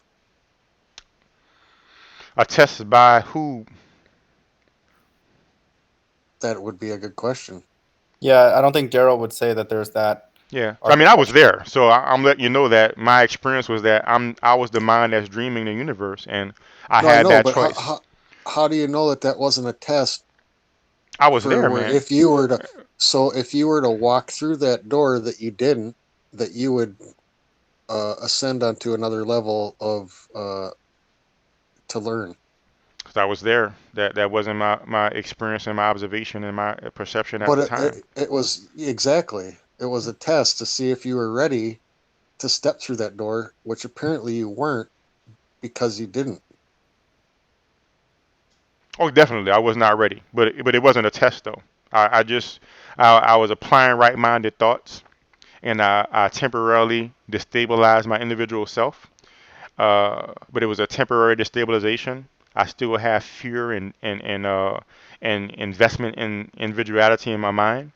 So that fear rose up, and out of absolute terror, I resolved back into an individual self. See, I've had a similar experience to what you're talking about, and I shut down and didn't accept it. Awesome. But in my opinion, to me, that was just a test to see if I was able to withstand the fear that was about to come upon me, uh, to move on to the next level. But I I'm fine couldn't do having a it. different perspective. We could just look at it differently. That's fine. So, I'm not sharing because I think everybody needs to accept my perspective. I'm just sharing my perspective. But if you had a similar experience and your perspective is different, I'm fine with that. But I mean, but I still will honor my experience and the perspective and that I had while I was there. Yeah, it wasn't. That was the end. That was the moment where I guess like I said I could have woken up because I wasn't ready, like you said. But that is what the end is like. It's the mind deciding to let go of itself. It's illusory existence, and finally the entire illusion ends. But the verse from A Course in Miracles I was talking about, this is the one right here. This is in chapter 2, paragraph 3, chapter 2, section 3, paragraph 3. It says, the acceptance of the atonement by everyone is only a matter of time. This may appear to contradict free will because of the inevitability of the final decision, but this is not so. You can temporize, and you are capable of enormous procrastination, which is all the things we do to hold our attention. But you cannot depart entirely from your Creator, which again is not the dream of the dream. This is totally beyond the dream altogether. Who sets limits on your ability to miscreate, which simply means that after a while we're going to get tired. Again, this God, reality has nothing to do with existence, with the universe at all. Welcome back. So, sorry, Darryl, miscreate is a state of being outside of the creator? Is that That what is you mean? correct. Miscreate, Okay. it refers to this entire universe. Us, the world, the outer body state, other planets, atoms, anything that's not God is miscreation. Okay. Yep. That makes sense. Yep. The illusion. All form, anything perceivable, anything conceivable, whether it's physical or non-physical, no matter what dimension, is all illusory. An imprisoned will engenders a situation which, in the extreme, becomes altogether intolerable. Tolerance for pain may be high, but it is not without limit. Eventually, everyone begins to recognize, however dimly, that there must be a better way. As this recognition becomes more firmly established, it becomes a turning point. This ultimately reawakens spiritual vision, simultaneously weakening the investment in physical sight, which simply means letting go of our individual perspective ultimately. The alternating investment in the two levels of perception is usually experienced as a conflict, like when I went back and forth, which can become very acute, but the outcome is as certain as God, which means in the end, everybody's going to choose eventually. Yeah, Yes. Jesus says if you give up your life, you can find life. So I think there's some parallels going on here. I agree.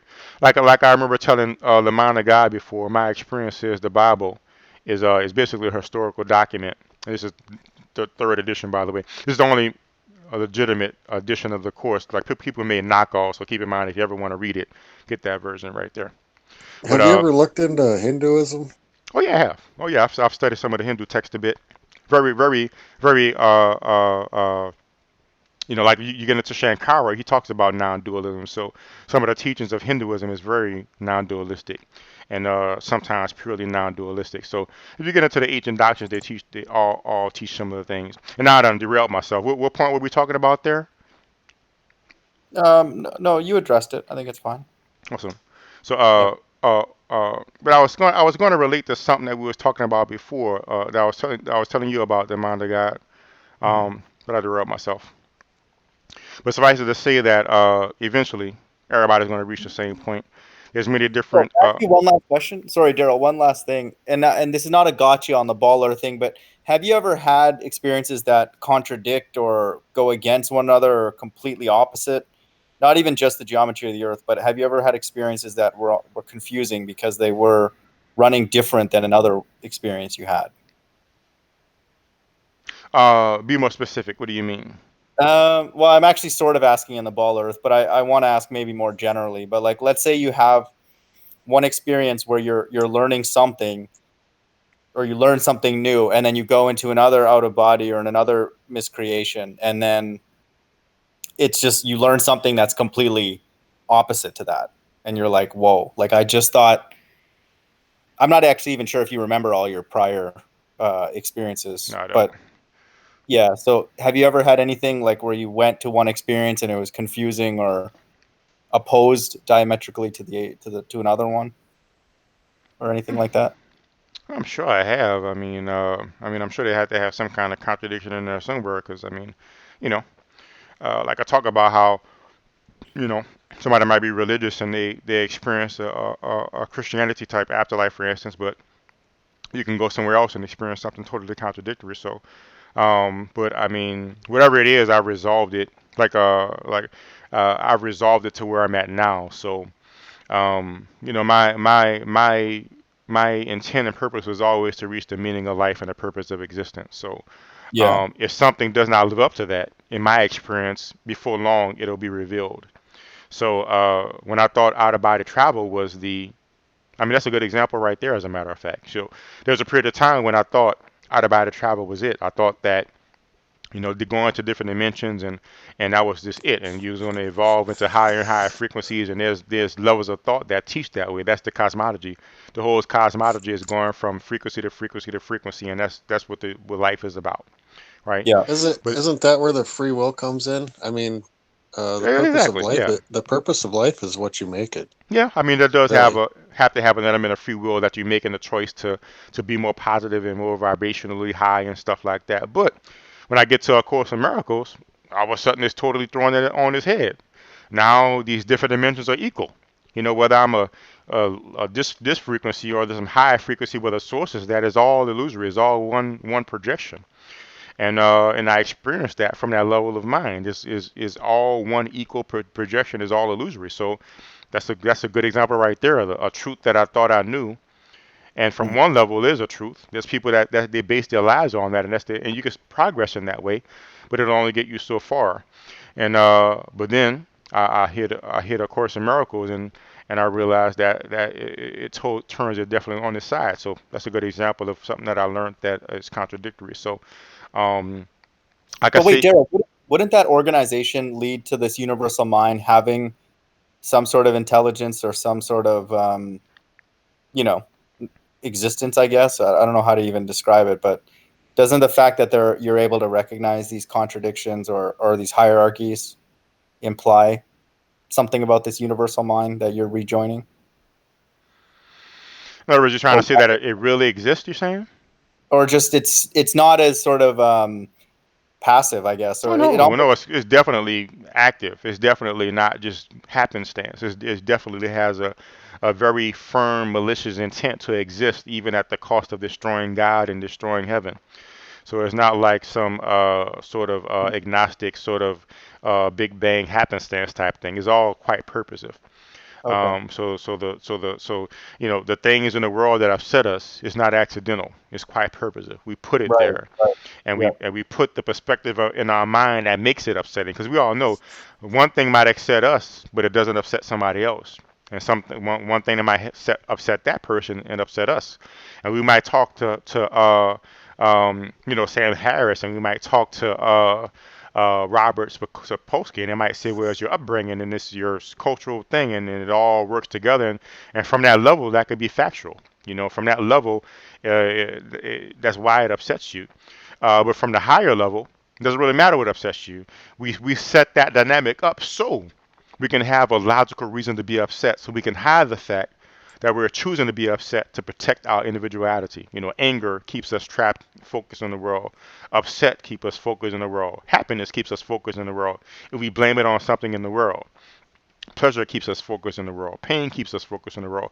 Anything but perfect peace keeps us focused in the world. So the mind is very, very diligently set up a very complex and intricate playground where within which we can blame the playground for everything we experience, even to the point that scientists are now saying the playground is the cause. Your upbringing and your environment and your brain chemistry and your biology is we're giving cause where it's not. Cause is only in the mind. But what happens is the mind designs it so that it seems that the world is cause to hide the fact that it's the mind, so we can keep the dream intact. So the more aware you become that it is a dream and you're the dream of the dream, the less sway the dream has on you, and the closer you get to awakening. But you're Yeah, saying it's we could just have like all these dreams everybody's in a coma, so to say. Basically, yeah. Hmm. Sorry, Sorry to Darryl. I might have interrupt. been. Yeah, my bad. Somebody seemed like they had an excited question. Who was that? Was that Maxwell? No, that was mine. Oh, Yeah, what was no, it, sorry, mine? Darryl, I was just wondering, in our physical experience, you're saying that is our experience here on Earth in the physical, this dream happening simultaneously? All these people that we have on Earth, or are you talking about in this miscreation or this um, quote universal state? Very good question.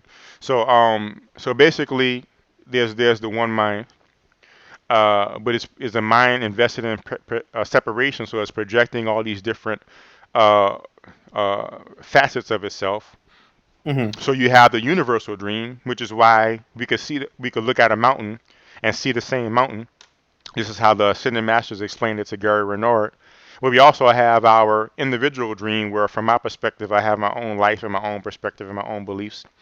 So it's Right. all miscreation. and it's all the dream, but there's different perspectives in the dream to make it seem like it's really a separate and valid and real thing. But it's all together miscreation. So anything other than God is miscreation, and anything other than God is dream, including the dreaming mind. But it's set up so that each individual fragment of this universal mind seems to have its own dream and its own perspective, which is why something could upset me and not upset you, and why I have my own foods that I like and you don't, and so on and so forth. So, but it's all a setup. It's all a setup by that same universal mind. So, Wow. but cool, guys. Any Yeah. closing thoughts before I close it down? Well, that's good stuff, Darryl. No, Darryl, thanks for having me on. You're welcome, Yeah, man. Thanks always for think joining. about new things when you're on the mic. So appreciate it. You're welcome, man. Thanks for joining. I'm glad everybody had a good conversation. And again, I apologize, the mind of God, for you getting muted earlier. So I don't believe in muting people for sharing a different thought. So I'll just since more people are starting to join and things, I'll make sure to be particular about the mods that I have and actually have people that are mod instead of just handing it out just as a friendly gesture. So. But Darryl, to be fair to him, I sort of touched a soft spot because I believe his father passed away, and I maybe trivialized that because I referenced a father in heaven, so it was a little bit deserved. But Right. yeah, thank you for looking into it. So in your experience, you were sort of being sort of tongue in cheek a bit. Well, no, I wanted to try and comfort him that first that there is a centralized agency, and he will see his father again. But I was trying to use that verse that you were actually quoting that Jesus says, where anybody who does the will of God is his mother, brother, sister, but he only has one father. I got you. But which I think you would describe as a universal line. But yeah, so I didn't mean to offend. But. Awesome. I'm glad we're on the same page with that. And thanks for everybody for listening, guys. I hope y'all learned something as well and enjoyed. And I'll still be back Wednesday. What I plan to do is I saw this good debate between Mick. What is his name? Mick. Let me see. See if I can remember this guy's. Find this guy's name in my history. Y'all know what I'm talking about? Mick. He debated this guy named Nathaniel Roberts, I believe. Oh yeah, This is the yeah. first time I saw this guy. Let me make sure I see his name so I can say his name properly. McToon. And, we call him MC Goon, but yeah. But he brought up some good points, man. So what I plan on doing is playing certain clips of that debate and just talking about the different facets of the way the globe works that he pointed out. So that'll be Wednesday. And of course, I may have an extra something between now and then. And but I plan on having that out on Wednesday. So yeah, that'll be at 8:30 p.m. Central Time. But So, Darryl, hit these guys with the supernatural. That's a Christian baller, and they don't have even a millionth of the spirituality that you have, man. So get at those guys. We need you. Thank you for saying. I appreciate it. Peace, bro. All right, y'all be cool. Have a good night, y'all. You too. Take it easy. Peace.